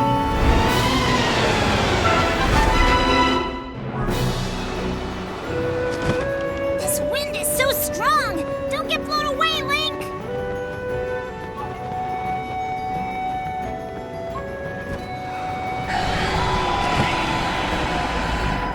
We need to find a way to hurt it!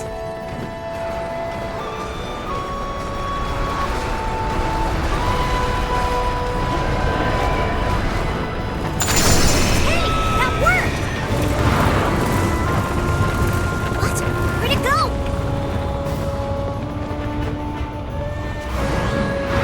Link, below you! Leave it to me!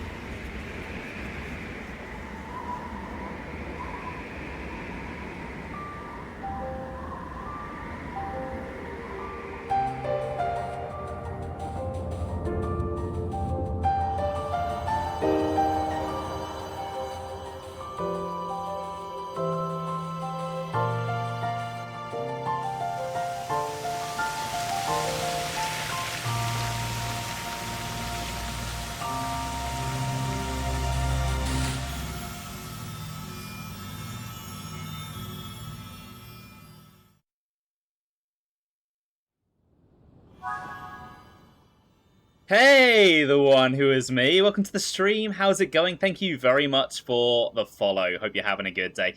Yeah, I like to when the game music is really good, I sometimes like to just mute and let the whole game take over, let the game speak for me, which is what you kind of came in the middle of there. But yeah, hope you're having a good day. Anyway, that was the Wind Temple, and what a step up from the Divine Beast in Breath of the Wild. I've kind of mentioned a lot of the reasons why I think that, but let's bring it all together. So first of all, structurally, no. It is not a classic Zelda dungeon. It doesn't quite get there, but it is a lot closer than perhaps any of the Divine Beasts beside Naboris is. It is still a terminal structured dungeon, but you have to put a little bit more thought into how you navigate it and how you get around. It's a bit more of a puzzle box, the space. It isn't just an open room that you can go and do the terminals in any order. The theming is a hell of a lot better than Breath of the Wild. It actually looks like a unique dungeon, a unique set piece. It isn't just the same thing repeated 4 times over. But what really lifts this dungeon up is the atmosphere. The build-up, the way the music builds up to the dungeon, that cut-off is before you dive into the storm, how the music builds up and reuses basically every Rito theme in the series, besides Dragon Roost, throughout the dungeon itself. And then they know you're waiting for Dragon Roost. You open the gate, Colgera comes out, and quite possibly one of the best bits of music in the entire series starts playing. It mixes in Molgera's theme, Dragon Roost, and it does it with those beautiful wind instruments. It's just... it is such a good boss. Is it hard? No. No, it's piss easy. But it is cool. And it is such an epic set piece, and I can see why Nintendo really pushed people to come here first, because it starts the game off on such a really, really, really strong note. And yeah, just the boss in general, it's nice not to have a Blight Ganon again. It's nice to have a unique boss for each dungeon. I don't think any of the others quite reach the presentation highs of Colgera. I think Colgera is probably a contender for one of my favourite bosses in the series. I don't think it's number 1. There is one other that we will be seeing this playthrough. It is in this game. Oh, we've got a long way to go before that one, though. Colgera could easily be, like, 2nd or 3rd place. It is amazing. Just everything they do here is incredible. Again, there's still room to grow with the dungeons. It's still not quite a classic dungeon that I want, but it came a hell of a lot closer than Breath of the Wild, and it has just enough here with the presentation to kind of make up for what it's missing. Fantastic dungeon. Love the Wind Temple. The ship itself is cool looking, and that earns some points. Oh yeah, the ship looks awesome. I kind of wish you could fly it around. That'd be really fun. Looks like the battleships from Howl's Moving Castle. Wouldn't surprise me if that was the inspiration, because obviously these 2 games do take a lot from Studio Ghibli aesthetic. Anyway, let's wrap this up, shall we?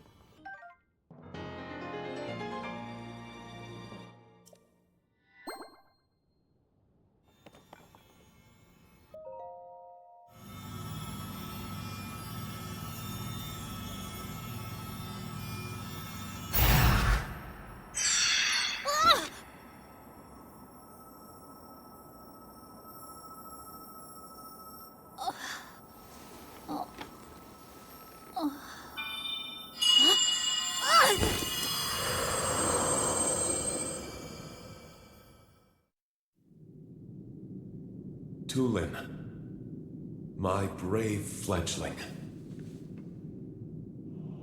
I know that voice. It's you. You're the one who's been guiding us? Yes, I am your ancestor from a time long ago. I proudly served Hyrule's first king. I was a Rito warrior and a sage with control of the wind. Where you fight, the winds follow. I would expect nothing less from my descendant. You make me proud. That monster you defeated, the source of that intense blizzard, it was summoned by the Demon King. He thought he could stop you from obtaining the stone you just found. My secret stone. Demon King? Secret stone? This is a lot to learn all of a sudden, I know. But listen while I tell you what happened in the past. A tale of the imprisoning war. And the mission our people must accomplish. Years ago, when the kingdom of Hyrule was still young, a great evil, the Demon King, descended on the land. He sought to wipe out anyone who opposed him. But Rauru, the first king of Hyrule, requested my aid, as well as that of 5 other warriors, to help in the fight. Rauru entrusted us with amazing artifacts, secret stones, objects that amplified our formidable abilities. I carried one into battle as the Sage of Wind. It was thrilling to fight alongside my fellow sages. Yet we were still no match for the Demon King's overwhelming power. His magic was staggering, and I was unable to slip past his defenses, no matter how hard I tried. In the end, King Rauru realized that we would not be able to defeat the Demon King. To save our world, King Rauru sacrificed himself and sealed the Demon King away. So that was the imprisoning war.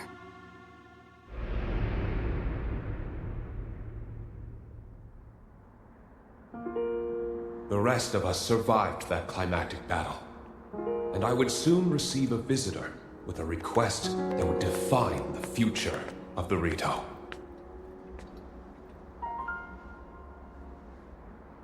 It was another of the 6 sages, the Sage of Time. The Demon King will return. The magic binding him will be undone. When that time comes, a noble swordsman named Link will oppose him. But Link will only succeed with the Rito's help. Summon the winds and support this hero. It was clear what part the Rito would play.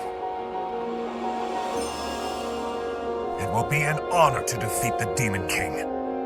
I swear to you that when the Demon King returns, the Rito Sage of Wind will awaken once more. And you can count on the full support of the Rito.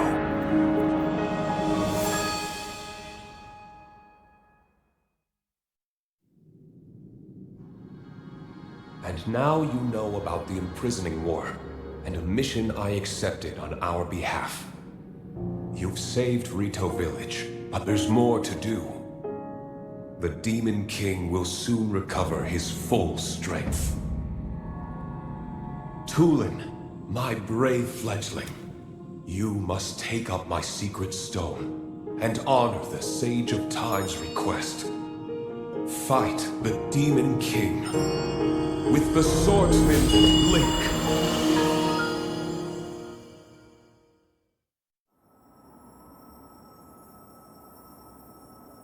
So it's my mission to fight the Demon King with you?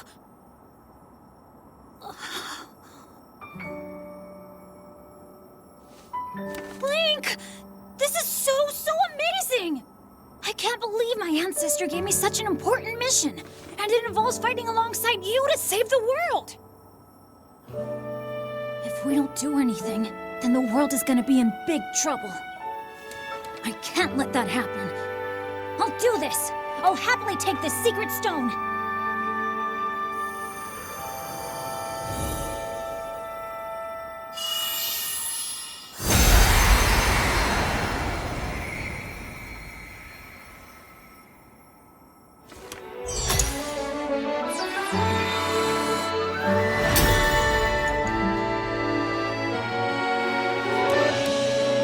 I am the Sage of Wind!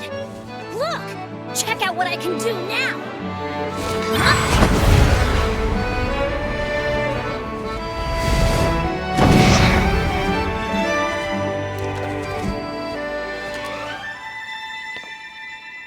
Link, hold out your hand.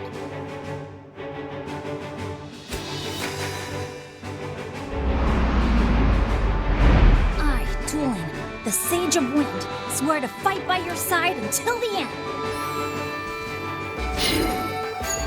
Take this. It's proof that I'm with you.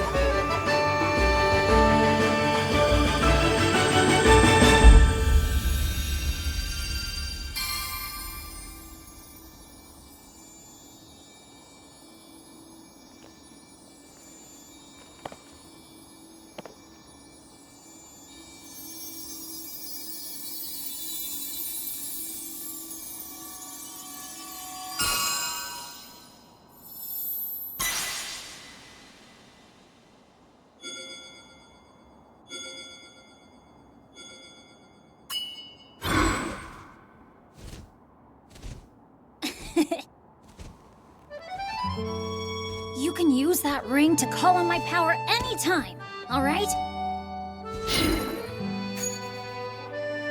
Okay, let's head back to the village and tell Dad.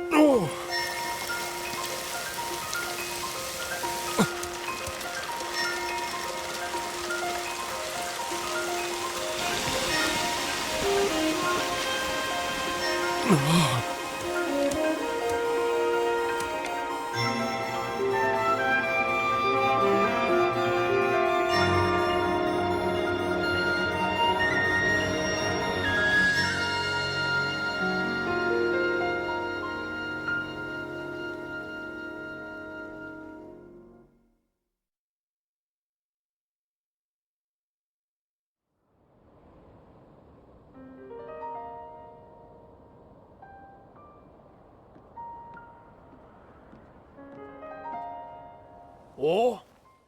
You guys, you did it. Yeah, turns out it was easy once we started working together. This was no small feat. I still can't believe the Stormwind arc from the children's song was real. Me neither. You could have knocked me over with a feather.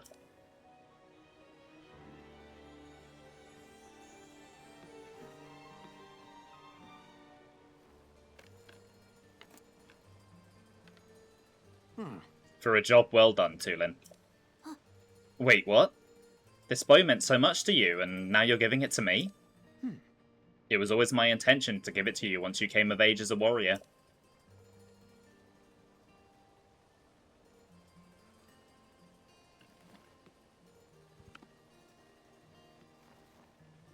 Dad. Thank you. I'll prove to you I've become a warrior worthy of carrying it.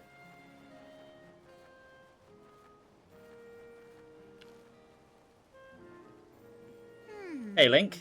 That woman in the vision my ancestor showed us, didn't she look just like Princess Zelda to you? Do you think that was the real princess? I mean, it seemed like a long, long time ago.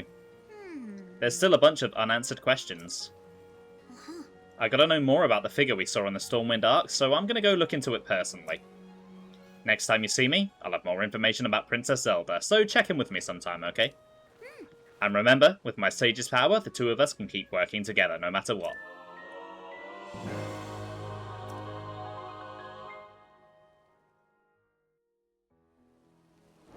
Hey. Ocarina of Time. Hey, yeah, I'm talking to you. You know, this is, what unfreezing a town looks like. You might not be too familiar with that concept. Although saying that, I kind of wish that they didn't. I get, obviously, you know, with Save the Day, the snow was the thing endangering the town, we have to get rid of it. But I kind of wish it, like, took a little while to melt, because it made the town feel unique from Tears of the Kingdom, from Breath of the Wild, sorry, and that's what Tears of the Kingdom really needs. As it stands, we're kind of just undoing all of the changes that they made, which feels a bit, weird. So, the story in this game is contentious among the Zelda fandom. I'm not going to get too much into that. I, myself, like it. But I think I do have a lot of problems with the presentation. That cutscene alone, not too bad. But those phrases, Secret Stone, Demon King, so that was the imprisoning war, we're going to be hearing that a lot. I'll just say that now. Just prepare yourselves, we're going to be hearing that a lot. So I think it's become pretty clear by now.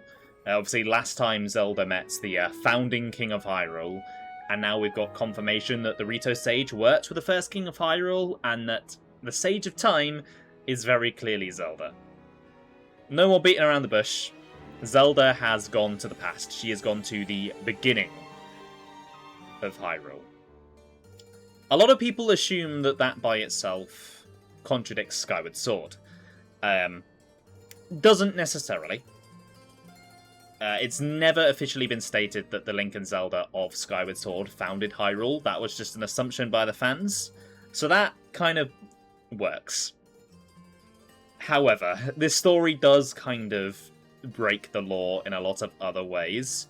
I myself don't necessarily mind, because I already kind of saw Breath of the Wild as a sort of reboot anyway.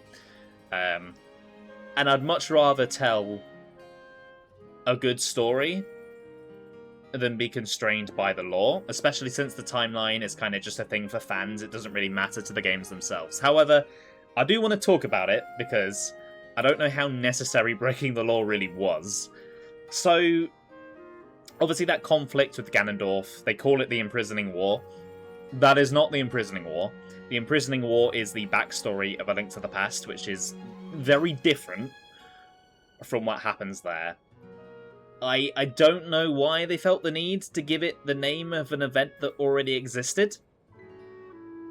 There are many other names that would have worked, that convey the same meaning. Sealing War, Demon War, something like that. But Zelda's never really taken consistent lore too seriously, but I don't think any game breaks it quite as much as this one does.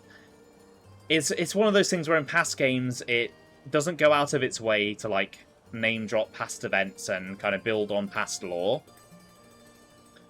But it also doesn't contradict itself in massive ways like this game does. Does it reuse the name in Japanese as well? I don't know, actually. I don't actually know. I'd have to look into that. My current theory is kind of been that Tears of the Kingdom and Breath of the Wild sit in their own branch of the timeline anyway, so it becomes less of a contradiction there. But it is still confusing that they gave both events the same name. But anyway, that is enough on that. I do want to talk about Tulin a little bit, because him taking over from Tabor and becoming like one of the main sages was actually kind of foreshadowed in the DLC for Age of Calamity. There's a mission where Tulin shows up, and he kind of tells Rivali, hey, you know, your skill with the wind is really cool. I'm going to learn to do that and surpass you one day. And he kind of does. And just a reminder, for those who weren't here at the beginning of the stream, this is what he looks like in Breath of the Wild. Just, the glow up. You know? Oh, Tulin. I kind of wish you still looked like that. Imagine if we had 2 world wars. I mean, when you put it like that, but they gave those numbers, so you can still tell them apart. They didn't give the Imprisoning Wars numbers. Did he have his Breath of the Wild appearance in Age of Calamity? Yes. Yes, he did. And it's brilliant. Right. Oh, hello, Impa. Well, No time to talk to you today. Now that the first dungeon is out of the way, I'm going to slow down the pace a little bit and focus on a lot of side content. Obviously, a lot of quests have opened up in Rito Village now. There's a lot of the Hebra region to explore, a few shrines that I missed, one there, probably a lot more than that. And then just in the rest of the world, particularly in this northeastern corner, there's a lot of side content that I would like to do. And the main reason for that is, well, I mainly wanted to come here fast to kind of get started on important stuff like the memories, the Lucky Clover Gazette, and also just to get the first dungeon out of the way before I go on my break, because it's not really a full break. I will be streaming on Wednesday still, but for the next 3 weekends I'm going to be away, so I'm not going to be able to stream, and I don't really want to start another dungeon while I'm currently working with a reduced stream count, so there's plenty of side stuff to be getting on with. That is what the next few streams are going to be. The next one in particular will be focused around Rito Village and the Hebra region. There's quite a lot to do around here, and I'd like to do as much as possible before I move on to somewhere else. Anyway, I think that's going to do it for today. So, thanks for watching, guys. I hope you enjoyed the stream. I'll be back on Wednesday with some more Tears of the Kingdom. Literally just said what I'm going to do, so I'm not going to repeat myself.